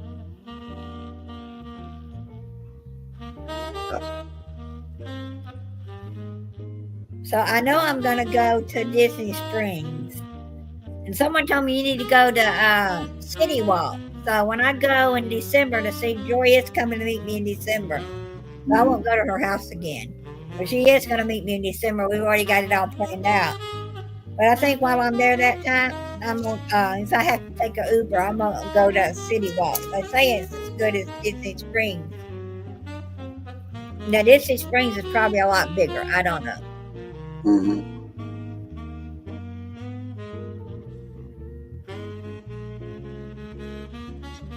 Oh, Jalen says I'm crocheting also.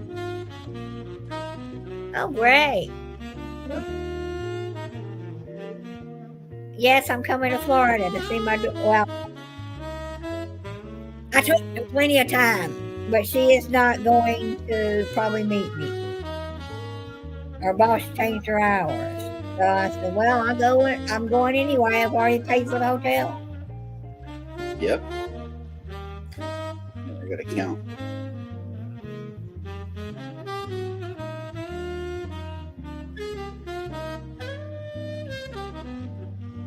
Got one more to go. Then I can switch colors again.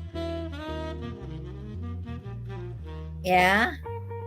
That's why I like these 15 over 15s. Like as soon as you get to talking and having a good conversation, you got to switch again.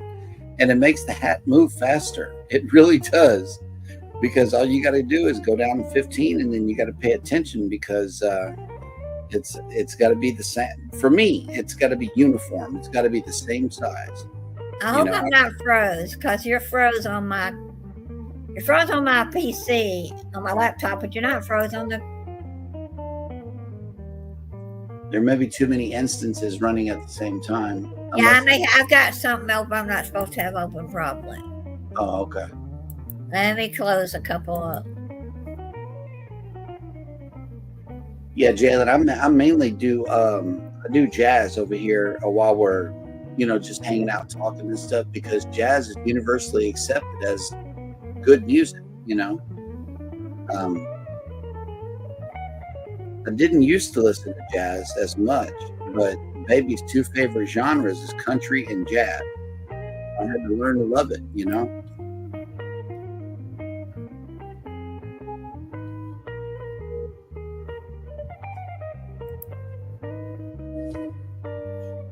Maybe I wasn't on my channel, but I thought I was.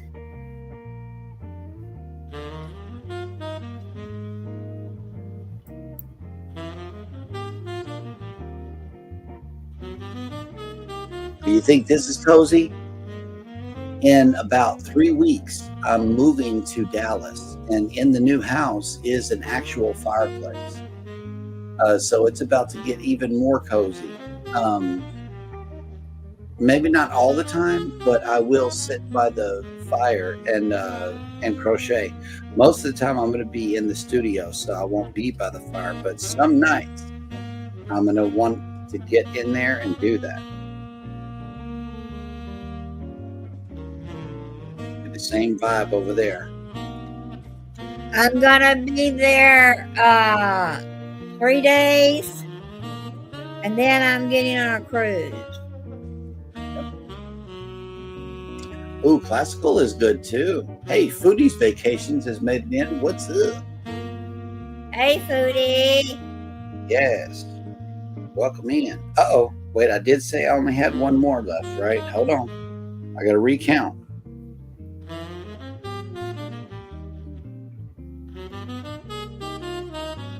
Okay, I'm done with that. So now I can tie off a new color.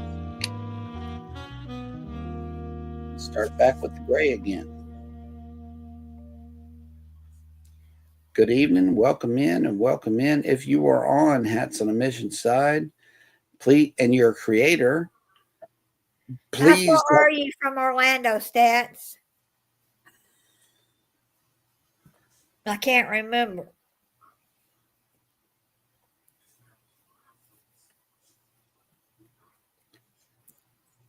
Please type in the word #creator and Nightbot will drop. If I remember right, you're probably an hour and a half from Orlando. Or about.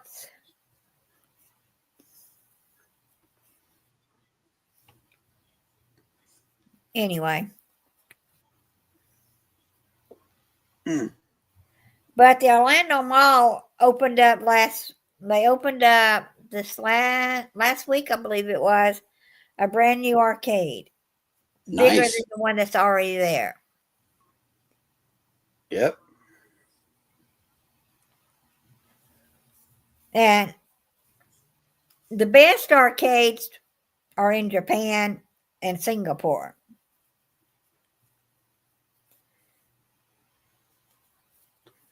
Oh wow, this is my last set of 15, Roxy. We're gonna finish this one up tonight. Oh, so how many more rows you got? 15? 15. Yeah, 15 and the cherry on top. That's it. And we're done. Wow. Yeah, man. Like I said, whenever you do these 15 over 15s, it moves quick because you have to count. You have to pay attention, you know. Whenever I'm doing something that just takes 45 rows, somehow it takes a little while longer. I don't know why, but hey, Willie's Desert Hangout has made it in. What's up? What's up? Welcome in and drop your link while you're here. I know you're on my side. So come in and post a comment that says hashtag creator. That will get Nightbot to drop your link and everybody here will connect with you. Or at least I'm asking them to connect with you because that's what we do over here. We get channels that we know and love well and then invite our friends to join your YouTube journey. That way you can do a little growing while you're here. But y'all check him out. Willie's Desert Hangout. He goes live almost every day, if not every day. And it's just a simple thing of pointing the camera out the front door and letting people see where you're at, you know, your view.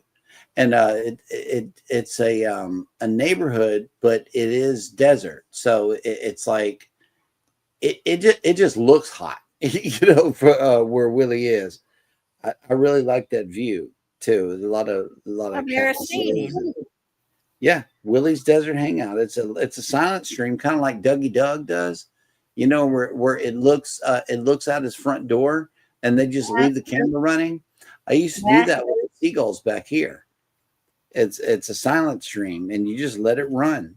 But what I would do during my live is I would put banners up here on the side panel that I could click throughout the show with different things about Galveston that people didn't know, or like a list of facts or something like that, you know. And then let's see, what else would I do? Like inspirational quotes. I would click through them and leave it up for like 2 to 5 minutes, the same quote, and then come back in, tend to the chat, go back what I was doing. You know, those silent lives are really cool in a way to gather a lot of watch hours. Yeah, I have seen bloggers. They'll find a bird nest pop up and they'll just do a live and let you watch the bird nest all day.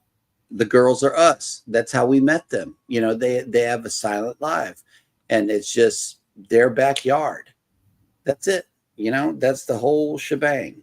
But the Girls Are Us do actually go on trips, but that's how I know them, is through their long lives in the backyard.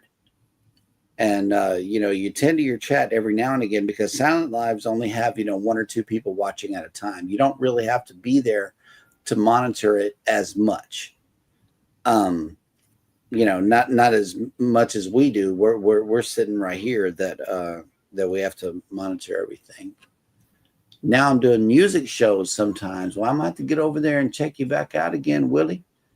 And on my cruising channels, what I'm gonna start doing for the members is dropping some of the music that I'm making over there on Filmora for my videos, because they are AI made beats, and I know that I own them because I got the AI to write them, so I can let my members have those songs. Cool. Yeah, let me play something else here. One of our colleges in Georgia, I can't think of the name of it. Mm-hmm. They have eagles in the area. They have a pair of eagles in the area. Every year when they go to lay, have their babies and all, they have a camera that I wish I could remember. Shorter College, maybe is the name of it. But anyway, they have a camera pointed on it all the time, and you can watch the babies. Yep. Yeah, this one's good too. Is our Cheryl in the bed already? Oh yeah, the girls are back there sleeping. Yep. Is she an early riser? We okay, like she'll go to bed and sleep for about 4 or 5 hours, and then we'll get up in the middle of the night and maybe have like a cup of coffee or something. And that normally does put us back out. But sometimes we stay up, especially if it's around 4 in the morning. We'll stay up for Darren and all of the morning shows before ours. Yes. And I'm just a morning person. I love the morning. I really do. I'm such a morning person, and we go to bed so early, and we nap throughout the day too. So that's how I'm able to do late night looming with you and still be up for the morning show. Oh, you take it. See, I don't take a nap. Once I I'm do. up, I'm up. Yeah. Yeah. I find a way to nap after I eat breakfast, lunch combo, because a lot of the time we'll miss breakfast. Sometimes right after the show I'll start cooking breakfast and then we'll eat then. But throughout the day, I will lay down and take a nap because I know that while Hannah's at school, I get a chance to, nap Right. and rest. I don't have to be super dad, and YouTube extraordinaire. Let's see.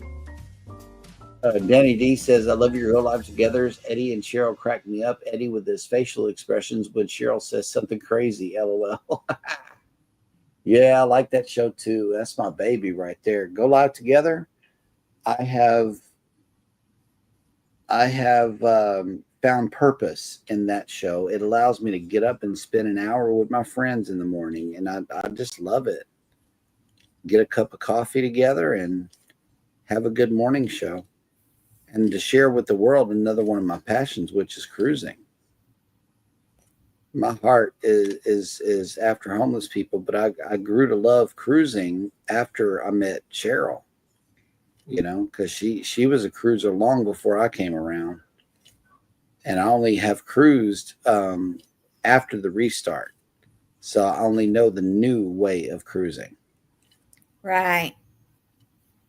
They say back in the day, you used to have to stand at the muster station with everybody, and they would wait for everybody to show up at the muster station, and then they did one big safety briefing for everybody as you stood outside and just sweated.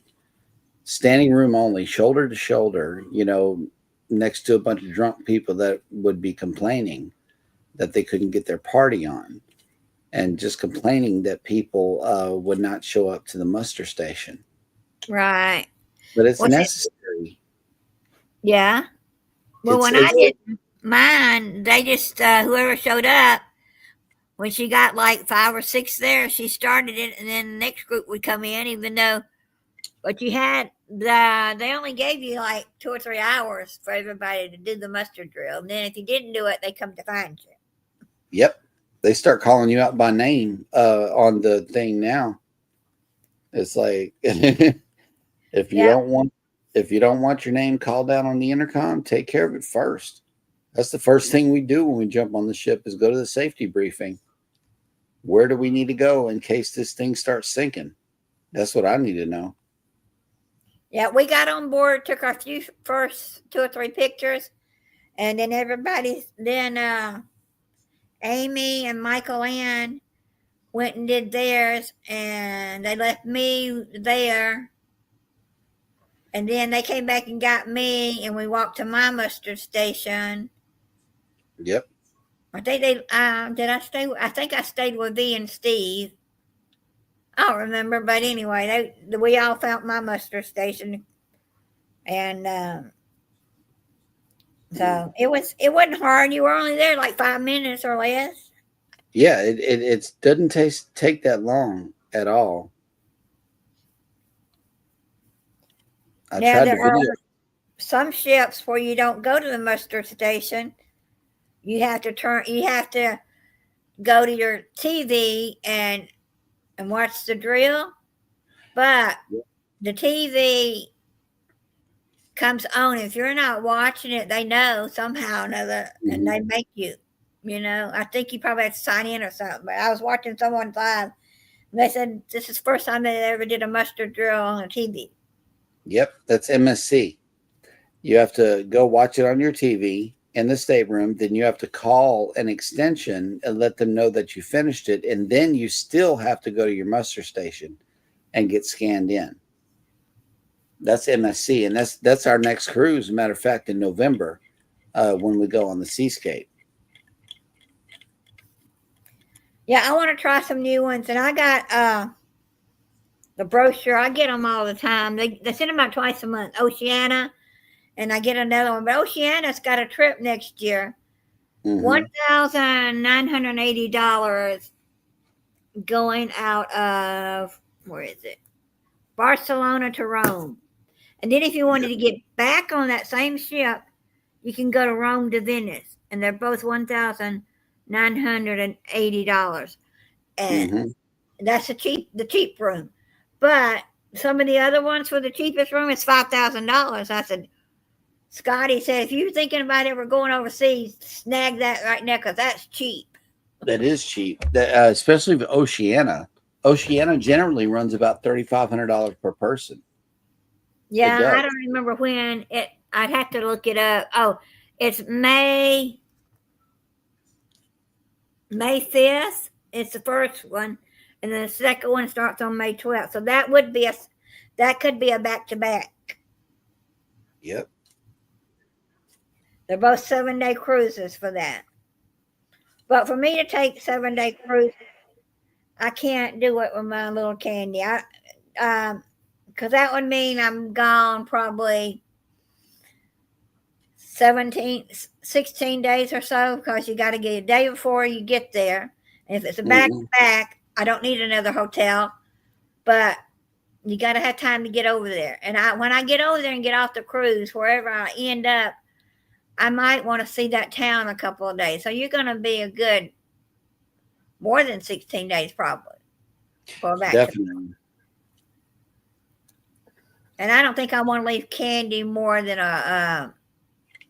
10, 12, 11 days was the longest I've left her. And that was when I went on my cruise last year, when I won the cruise. So, that's probably as long as I really need to leave her, is 10 to 11 days. Yep. And the vet she goes to, a very good vet.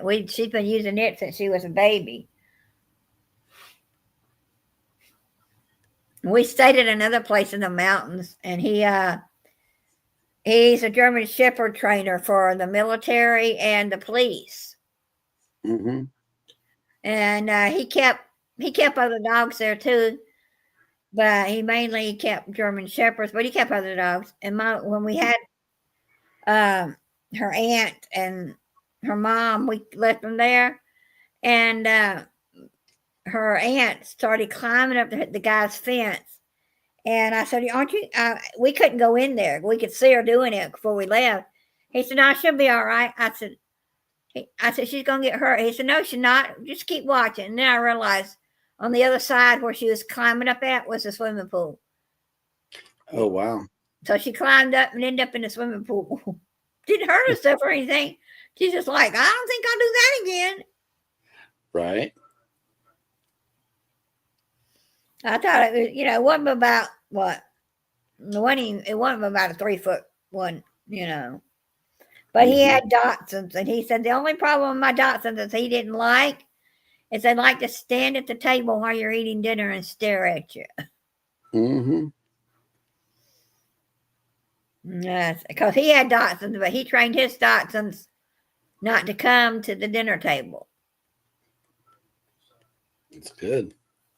So, but mine were not taught that way. Mine, wherever we were, they were in the same. They wanted to be in the same room, so we didn't care if they stared at us at the dinner table.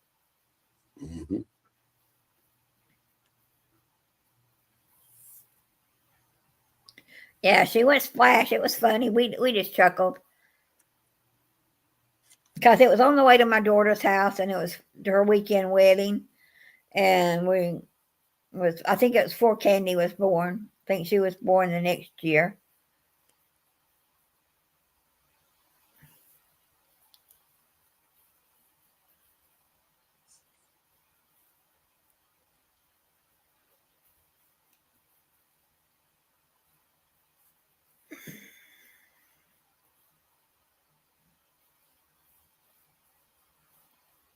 Yeah, the day we dropped him off, he did warn us. He said, "Don't worry about it if you see someone walking around with a gun. We're training today." Mm. Mm. Yeah, I don't know how many acres he had. Lots of acres, and they were training police that day.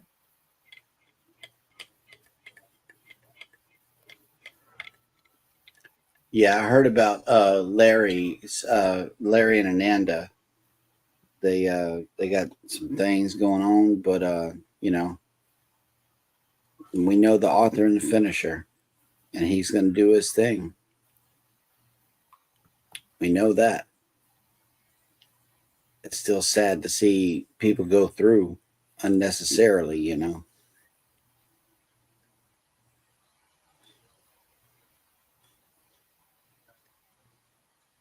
I don't know that couple. Plump Travelers. I don't think I have them.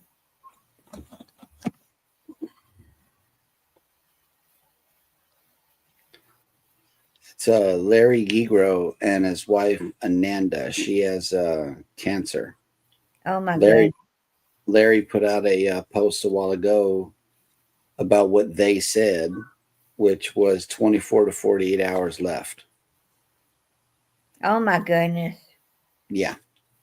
So they going through right now. That's who Danny D's talking about. Okay. Is he the one that put out a what do you call it? Asking for money the other day? I'm not sure. I don't follow them that closely. I just listen for blurbs, and you know, every now and again I'll open up Facebook and see something, but I didn't catch wind of that. Maybe Danny can answer. Yeah, there was somebody who posted GoFundMe last week, and they were, I don't remember who it was. But the only reason I don't give the GoFundMe is you don't even get, I think if I did a GoFundMe, I think I would only get like 40% out of what everybody's donating. It's very, GoFundMe takes more than you would think. Right.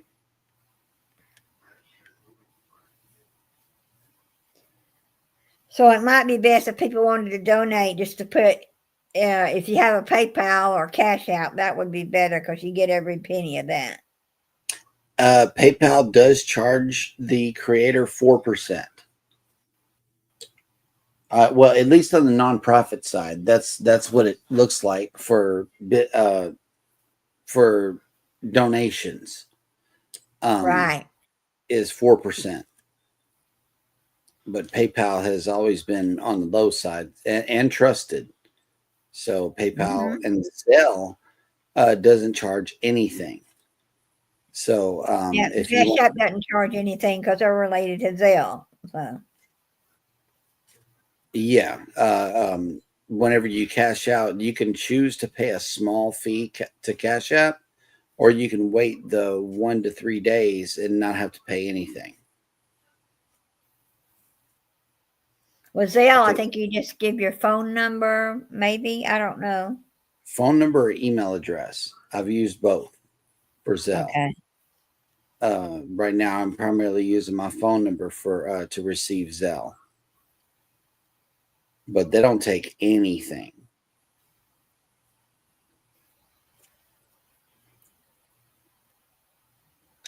They don't charge a fee to the giver or the receiver. I like that. I'm also signed up with Venmo too. I think Venmo takes about 4%. It's not that much. Well, I You know signed who, up for, you I know don't who have takes Venmo. you know who takes a lot? TikTok. Who? TikTok takes 50%. They I take half didn't of it. know. I didn't realize, but you're also getting for every penny you get on TikTok a day, it takes you 2 or 3 months on YouTube to get a penny. Oh yeah, it takes you a long time on YouTube, unless you got good givers. You know, I mean, if you got people coming in dropping super chats and stuff throughout the show, and you know, you got your memberships up and you got enough members, then it'll add up pretty quickly. Like I said, last time we got a check was June. And then I think on this pay cycle, we're going to get another one. So we skipped a month, and that's with all the lives and stuff we do. We haven't been dropping many videos. So it's like with every missed opportunity, that is another missed opportunity for people to send super stickers on the videos. So I don't know. We're going to ramp it up because I don't know Dallas at all. I'm going to need to take some videos, some driving videos, a lot of them, and just post them up on the channel and see how they do. Especially on the Jeremy and Cheryl cruise adventure side, because I'm still working on the 4,000 watch hours over there. Well, you know, you're going to be close to cruising scene. Yes, and also Afromex family, the Jacob family. There are Amy's up there. Well, I think Amy is not in DFW, but she's up that way. She's like four. I think they're 4 hours from each other. Oh, okay. You know, Z is up that way too. I'm going to be closer to Scotty J. There's a lot of creators up there.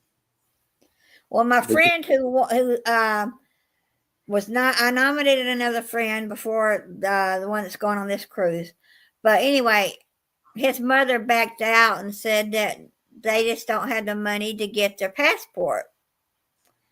And they're living, she can't work right now because she had a couple of seizures last year, and it was all stress. And so her doctor don't want her to work. So they're just living off, he's autism, and they're living off his money right now, but they're moving back from the little town they're in back to Dallas, Fort Worth area. They finally found them an apartment closer because all her doctors are there, and his doctors are there. And they, whatever little town they moved to, I don't remember the name of it. It had one little tiny grocery store, a Walmart, a movie theater with just two cinemas in it, and a Dollar General. Nice. So they had a little bit, but they didn't have a lot. Yeah. And they had he told me they had a local drugstore and the Walmart drugstore, and that's it. Yep. So when they finally got them some housing back, I don't know if he was telling me this about 3 weeks ago, so I don't know if they moved yet or not. They were moving at the first of them. He said, we got to move around the first. So they may have already moved. Right. I know that's when we're moving. September 1st is Labor Day weekend. Yeah. I'm thinking that might be the best time to move, but we may have to push it till the 3rd. So I don't know. It's either going to be around the 1st or on the 3rd. Well, if you're doing a U-Haul, yeah. Sometimes on holidays and on weekends, if the U-Haul place ain't open, you have that truck for an extra day because you can't return it, and they don't charge you. Right. Well, I already locked in the rate. I got a cheap rate, and I got a 72-hour truck. I get to have that truck for 72 hours. I'm like, thank you, Lord, because it's just me and baby and Hannah, you know, and so we're going to need that time to not only pack up the truck, but drive it to Dallas and then unpack it. They have an after hours drop to where we're going, so that's good. In the event, how are you going to get your car up there? I'm going to need to get one of our family members to come down and drive it back, or get baby to drive it, but make a lot more stops along the way. That way she can, you know, get out and stretch and stuff like that. And yeah, I knew she could drive, but she said she didn't like driving long stretches, very short, because she said, I might forget. Oh, okay, Sharon, take it easy. Thank you so much for coming in. We're about to finish this sucker tonight. It's almost done. So thank you for coming in, Sharon. Thank you for stopping by.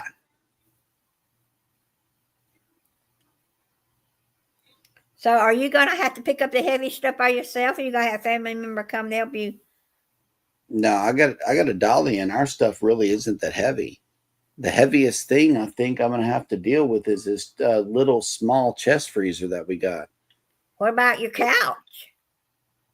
We got rid of the couch. Yeah, we got rid of the couch. We don't spend a lot of time in our living room because our living room is the studio. You know, and we got these chairs that we sit Yeah. in here. And they're small chairs. We got a lot of small stuff. You know, I built it myself because we ordered it. Like all of the furniture that we had, including the couch, was ordered from Amazon. And I built all that stuff one by one as it came in. So I know that I can handle it with a good dolly, you know, and everything else is packed up in boxes. So I can put 4 or 5 boxes per trip and walk them out there and pack up the truck. Yeah, yeah, that sounds good. But the only other heavy, not really heavy thing, but bulky thing is probably the mattress off the bed. It's manageable. You know, it's definitely manageable. It's a queen size bed, so it's not a humongous mattress. I think that's cool. When we get on the Right. other end, we're going to order some new stuff. I'm getting rid of a lot of things here in this house. I'm purging. That way we can get it into a nice truck and go on down the road and redecorate and refresh, restart over whenever we get there. Some of the Yeah, older stuff is good, but we're going to get new stuff up there. yeah. I watched a TikToker named Dynamite.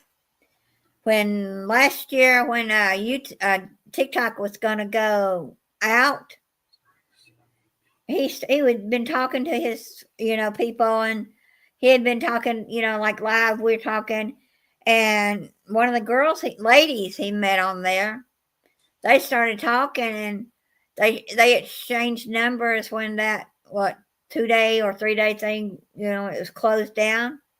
Mm-hmm. Well, they started liking each other and dating long distance. And I guess they've known each other now, or that was back in February. Well, Yep. 2 days ago, he got on a plane going to California where she lives. His ex-wife is going to be moving into his trailer he owns. And he's leaving. He's right now she's keeping the dogs for him. And in about 3 to 4 weeks, him and his girl they're gonna drive down and bring the dogs back up. But he's got to go up there and find him another place. Right now, they're staying at her house, apartment, I think. But they're going to get him another trailer. He's found another lot, and he's already found work because he's a handyman and cuts grass, fixes roofs, fixes trailers. And he was doing pretty good and making enough money to live in that trailer. Yep. So he already got him a job lined up that he's starting on Monday with someone that needed something done to their house. And so, I mean, it's great when the Lord gives you the right people. But he asked her to get married the day he got there. He surprised her with a ring. Look, Stat says, I like to live minimalistically too. Yes, absolutely. Yeah. Man, don't gather a whole lot of things, because if you ever got to move, it's a beast. It really is. I've been purging like this whole 2 months. I just been throwing away unnecessary stuff that we ain't seen in years. And if we haven't used it in years, we don't need it anymore. Seriously. We've gathered so much stuff in the last 5 years that we've been here, and a lot of it went out the front door already. So the less that we have left in here, that means the less I got to move. I got one more row before I can sew up this hat, and I'll be done.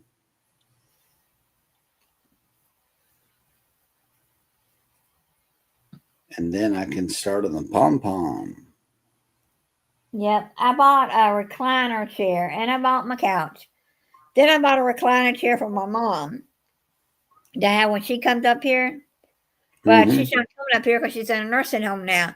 So I said, did I overbuy?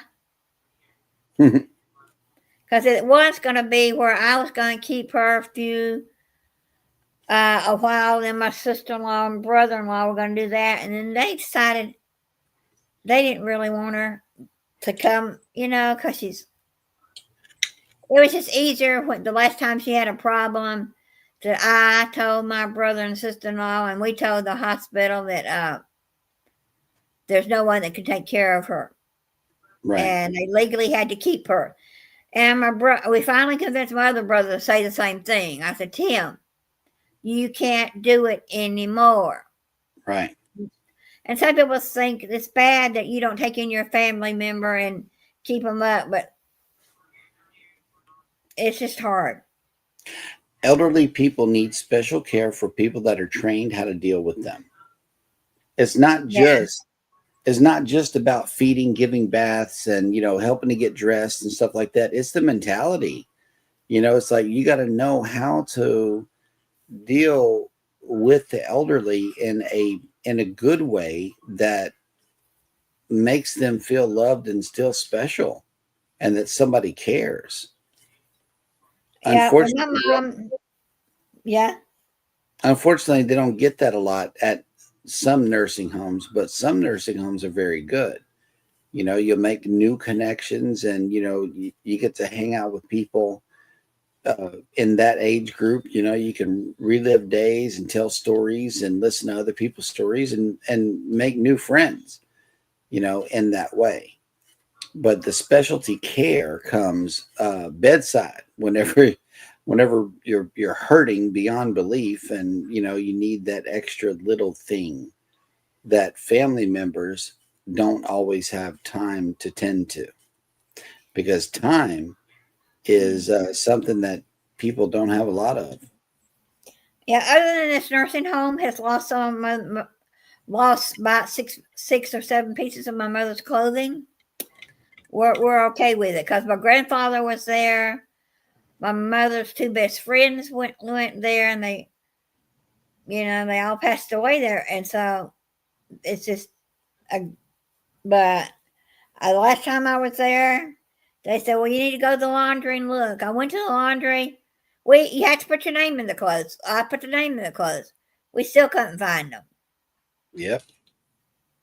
So I need to ask my brother. Actually, I need to ask my sister-in-law because my two brothers are like, I don't know. I need to ask her, does mother need any more clothes? Yeah. And she don't want anything but long sleeves year-round. And she wants them almost to the floor, but she wants more dresses and pants and wants them almost to the floor. So, and that's hard to find year-round dresses like that. So it is. So I need to ask my sister-in-law, what does mother need anything?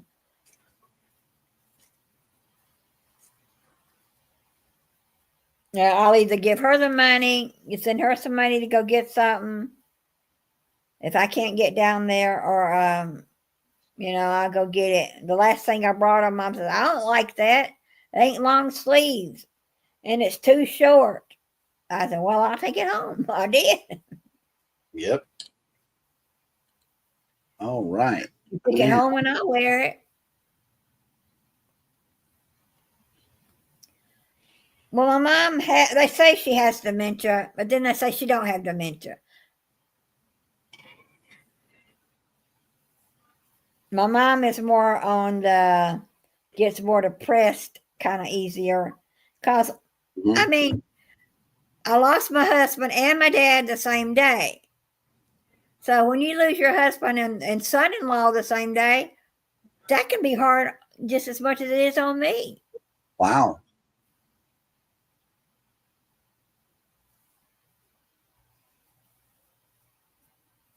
Oh, people were commenting while I was talking about the move. Hang on. We moved a few years ago. It's Galaxy from Todd's live stream. Hello and welcome in, Galaxy. Welcome to the show.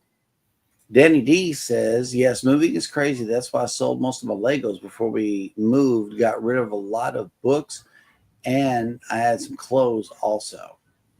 Stats said left a 3-bedroom, 2-bath attic cellar home, gave away as blessings almost all of it, besides an enclosed what we fit in a trailer. Yep.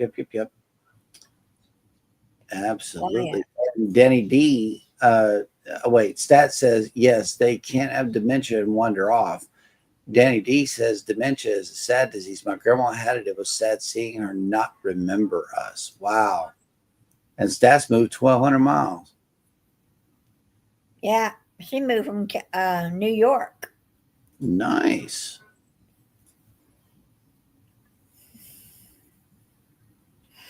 Yep, I'm moving 350 miles north. I got to go where the snow and ice play. Right now, I'm in Galveston, Texas. I'm moving to Dallas, Fort Worth area. Yeah, my husband's aunt lives in, I think it's called, is it Brennan or Brannon? Mm-hmm. Texas, somewhere in Texas. She's in a assisted living that's got a nurse. They moved her last. I talked to her about 8-9 months ago, and she said I moved a little bit closer to Ann and her husband than where I was at. So, Mm-hmm. if she's still alive, I haven't heard. I may call her in a week or two and see if she's still. She was 92 the last time I talked to her. Yep. Uncle Dave's mom came in on the after show the other day. I think she's 92. And she's still driving around, still doing laundry, still, walking around, still doing all that. That gives me hope. We had my music director from church. His father died at 100 years old. And he was the oldest living, driving person in Georgia at the time. Nice. He drove all his, till he died. Yeah. I like that I am nearing 50 and still don't have to wear glasses, and my eyes are still as sharp as they are. I'm very grateful, because I don't know what would happen to me if I lost my eyes. That wouldn't be too good. Well, I've had glasses since I was 6 years old, so I don't know any difference. Yeah. Well, they say these new glasses, I haven't tried them. I need to look and see how much they are. If they're not too expensive, I might get a pair of them just to see if, if they're not expensive, I might try them out. But they say if you've got bad eyes, you can wear these and you don't have to have prescription glasses. Mm-hmm. They're coming out of China. Of course, everything. Yep.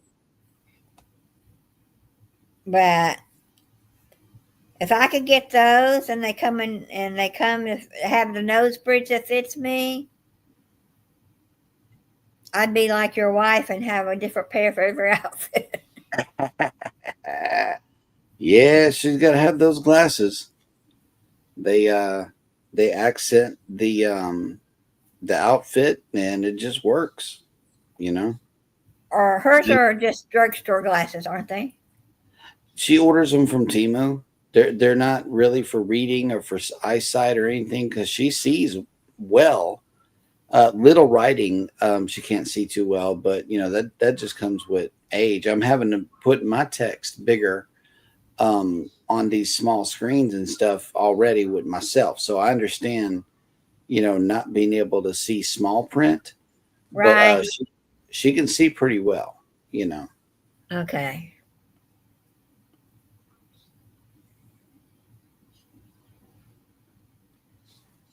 Let's see. Danny says she was in memory care place. Once she escaped, no one knew until the police found her across the street.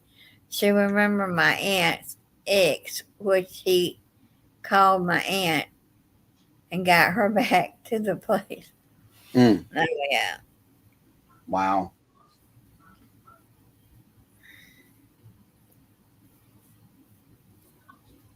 Yeah, I've heard of people in dementia or Alzheimer's wings, and they go missing because they They don't didn't lock the understand. door.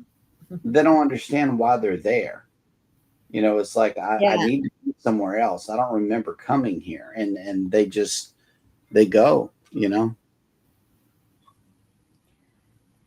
See, yeah. Roxy. Oh, yeah, I like it. Yep. So now I got to trim this little. Wait, where did it go? I got a straggler here. There it is. So I got to cut this one off and then add the pom pom.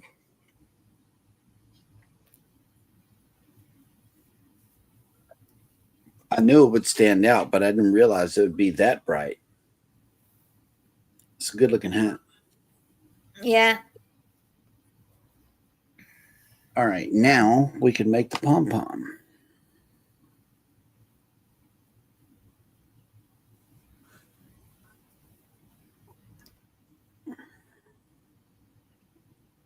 So what I do to make the pom poms is I combine colors together that make the hat. That way, it's a mixture. Yeah, my granddad had dementia, and he was living at home. And my grandmother couldn't find him one day, and he had taken himself down to the local convenience store. And everybody knew my grandparents and granddad and my uncles because Mm-hmm. they owned businesses in the town they lived in. And so the lady at the convenience store convinced him to come in. He was heading to the plant store called Collier's. She called my Uncle Ed, and he came and got him. And it kind of went downhill from there. He didn't want to take a bath anymore, and my Uncle Ed came over and got his bathing suit on and got in the shower with him, gave him a bath. Mm-hmm. And then that lasted about 2 or 3 weeks, and then they finally decided it's time to put him in a nursing home. Yep. But that was the funkiest garden my grandfather ever grew that year. He went and got seeds. My uncle's dead now, but his wife and him went and got seeds at the plant stores they liked, brought them. He planted them. About a week later, he said, I got to plant my garden. He'd already planted a garden. And she asked for more seeds, so they went back and got another pack of seeds thinking they didn't get enough. Well, after he planted those that day, the next day he wanted more seeds. My aunt said, we ain't buying no more seeds. So she went to the store. She got a pack of dried beans, put them in a paper bag, just like they did at the plant store. My granddad didn't know the difference, but my grandmother said a lot of that stuff. They had a lot to come up that year. Mm-hmm. So I don't know. I don't remember how much came up, but I don't think I went and saw I didn't see my granddaddy much because I don't think my husband was working too much at the time. Mm-hmm. But it was kind of funny. He wanted corn. She even bought a bag of that popcorn. She said, I think some of that came up too.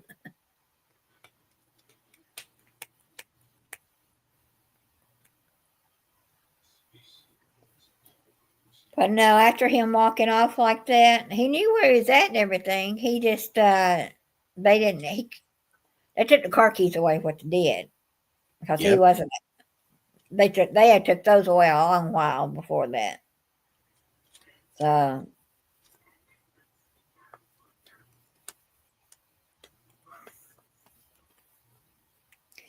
he still knew everybody and everything, but he had the kind of dementia that he didn't remember if he ate, if he planted the garden, if he took a bath. That's the kind of dementia he had. Right. If he took his medicine, probably also. Yeah, he didn't remember all that stuff. Yeah. And my husband had dementia, but his was the same way. I had to help him do his medicine the last 6 months of his life, and I had I made sure we ate. We didn't eat like we did because of the COVID. We'd both gotten COVID again, and food wasn't. We didn't want anything. I didn't want a lot. Yep. You had no But, taste buds. yeah. Yeah. Baby was the same way. She had no taste buds. She was eating what was called jalapeno. It was jalapeno relish on her chili dogs.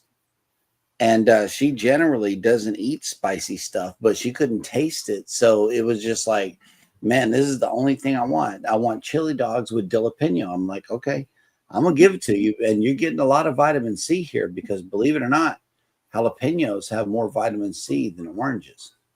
Yes. They do. They do. So, yeah.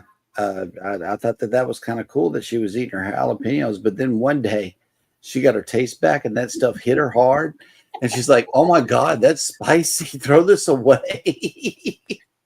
I'm like, baby, you've been eating that ever since you got back from the hospital. That tickled me. That was so funny.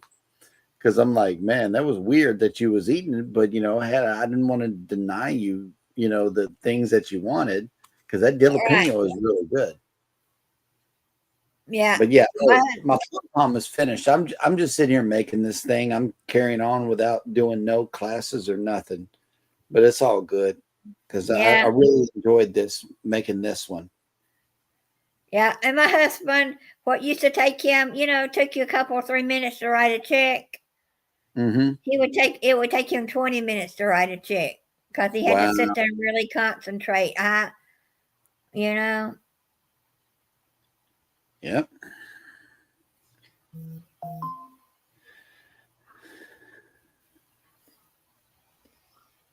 But when while we were in the hospital, he, was violent and got handcuffed and all that crap. Mm. And so they wouldn't let me go in the room for a day and a half. And I'm going, I really didn't want to be around him at that point because I had seen the temper before. But I was in there one day and I said, "Can I give you a hug?" He said, "Yeah, we are married." Mm. So Okay. he knew I think he knew who I was. Yeah. He just couldn't eat anymore. He was all right at the house, but when he got out of this environment, they say the dementia gets worse. Yeah, because now you're in a strange place and you gotta process everything. It's like I'm not home. Right. And I'm not home, then what's wrong? Yeah. Wow. That's amazing. So, but when they told me he needed to go to therapy, and then they added the word hospice, and I know what hospice is and everything, but you don't put two and two together. That means he's dying. Right. Yeah, you don't put two and two together. But he died in the ambulance on the way to hospice, and I got an ambulance bill, and I told my nephew, he didn't know the people driving the ambulance, but it was his sister company from where he was working at the time. In other counties, but sister companies. And so he ended up getting it where I didn't have to pay that $2,000 ambulance bill. Right. Well, that's good. But he died in the ambulance in the parking lot of the nursing home. And the nursing home wouldn't take him. Wow. We went, when I got there, she came up to the car and she did some kind of gesture with her hand to Sam, and I guess it was a paramedic gesture that I didn't know about, secret code, I guess, or something. I don't know. Right. And then she says, she asked me to get out of the car, and she said, I need to tell you something, and I kind of knew, but I didn't. She said he didn't make it, and we're because they got there about 5 minutes, so we did. We had to stop and get gas, and they were arguing with the nursing home because they didn't have him saying we were coming over there with him. Now that turned out cool. It did. This came out really cool. I love the colors. They really work good together. Yeah. And you know, Roxy, I was sitting there in the room today, and you know, I had to come up with a fresh poem. Okay, let me kill Right. down. Let me kill down this big camera. That way, I can put us up a little bigger, and then I can. Well, Do you like the circles? I never had the circles. This is StreamYard. It allows you to put us either in a circle or a, you know, you hit the style right here, and then. Well, say I don't pay for StreamYard, so that's probably with the paid version. Yeah. Oh, this is definitely our studio that we use for. This is our StreamYard that we use for Go Live Together. So naturally, it's the paid version. Right. But I did ask the bot to give me a poem that is written from the perspective of a roll of tape. And this is what it came up with. A roll of tape. A roll of tape. And you'll understand why here in just a second. Because whenever you build a cardboard house, what do you put it together with? Tape. Tape. Nobody ever thinks of these things, but it just came to me, and I'm like, okay, so how is a homeless person going to get a roll of tape? He's got to ask the public for money, right? And so what I said to ChatGPT was, write a poem about a roll of tape. A homeless person had to beg for the money to buy it, send someone else into the store to get it because the store owner doesn't want the homeless man to come into the store. The roll of tape understands its purpose, but wants to do something better, right? So this is what it came. This is what it came up with. It says it's entitled "The Roll of Tape." I am round and small, a circle wound tight, sitting in the palm of a man whose stomach growls in the place where my cost now lives because he had to make the decision: do I buy a roll of tape or a burger? Right? Okay. Eric begged for me, coin by coin, eyes down, words swallowed like stones. And when the jar was full enough, he pressed the change into another's hands, for the shopkeeper would not let his shadow cross the doorway. It was me or a meal. He chose me. I know my worth, not in dollars, but in walls. I will bind together corrugated dreams into square shelters that flap in the wind but stand against the rain. I wish I were nails, a hammer, a stack of wood, a way to give him a home with corners and a roof that hums in storms. But I am only tape. So I will cling thread by thread, holding back the cold, fighting the wind one strip at a time. A slowly unraveling roll of hope, thin but stubborn, security in a silver spiral for the man who gave up warmth in his belly for walls around his sleep. So this one was, this one was kind of cool today because I'm like, how are they going to put the boxes together? You know, I'm concepting one that is old political signs because you could put those together to build a more, you know, a stronger corrugated house too. So I'm working on how to concept those into. They could be repurposed into building houses for the homeless or temporary shelters for the homeless. You know, they have a stick that you pound it into the ground with. If you take a bunch of those sticks and pound them into the ground, yeah, you could come up with a better house for the homeless. Yeah. So I'm trying to concept things, you know, just trying to bring to life the things that are already out there serving the homeless people, but are unseen and unthought of because they're, you know, it may seem like just a roll of tape, but to a homeless person, that roll of tape means a house for the night, you know? So what AI do you use to make those? ChatGPT. Okay, I haven't used that one. I've used Google one. Yeah, Gemini is good too, but Gemini doesn't produce the images that I'm looking for. It's like it's so realistic that that you just know that I stood there with a camera and took that picture, but I didn't. Okay. Yeah. All So right. it makes the realistic images that I want it to, and plus it allows me to draw 3 pictures a day. Because simultaneously, what I'm doing is also creating a website for Hats on a Mission.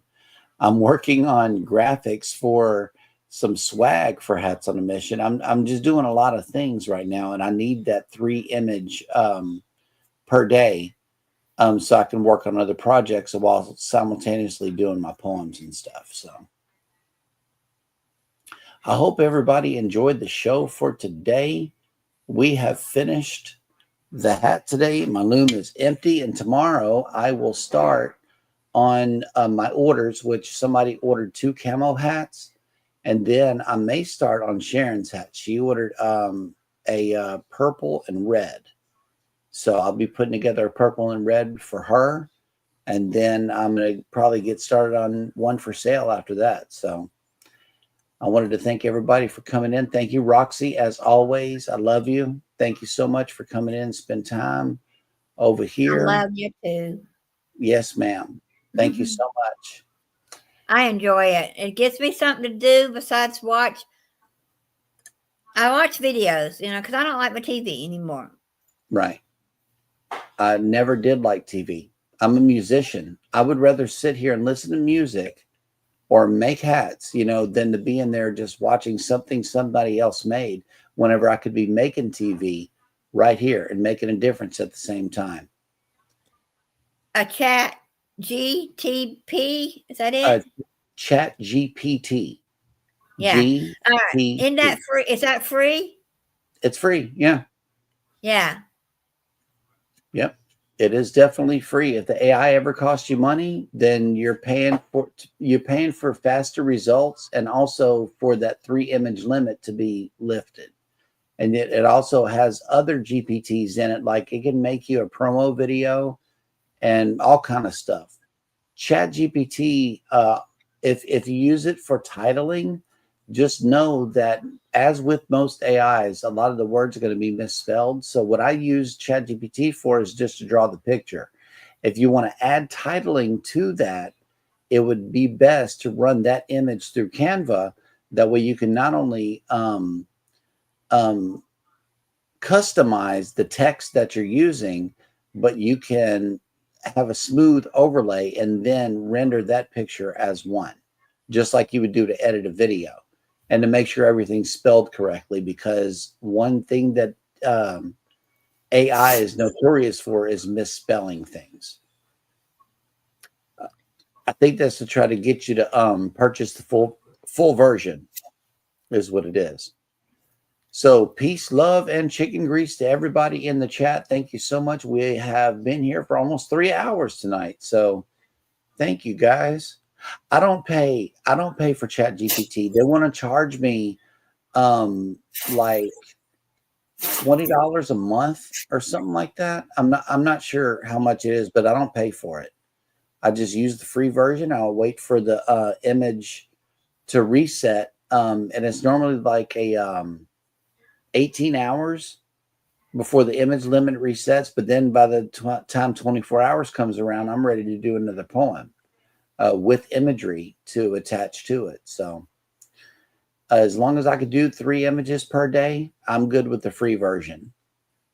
But ChatGPT is one of the best things out here as far as AI is concerned. You can use it to clean up emails, to write thank you notes to your viewers. I wrote a members only post for Jeremy and Cheryl Cruise Adventures the other day. It's just like you can use it to write your YouTube descriptions, to write everything. And it will. And also check in with it every now and again and say, describe me based off of our conversations, and it will write up a nice thing about you. Just tell you a little bit about yourself. It'll talk back and forth, and it'll start offering to write things for you after it gets to know you for a little while. So play around with it. You're going to have fun, with it.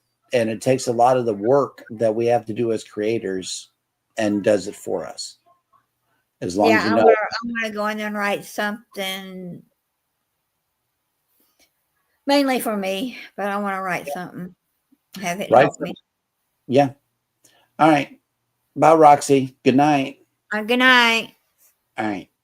Let me end the stream here and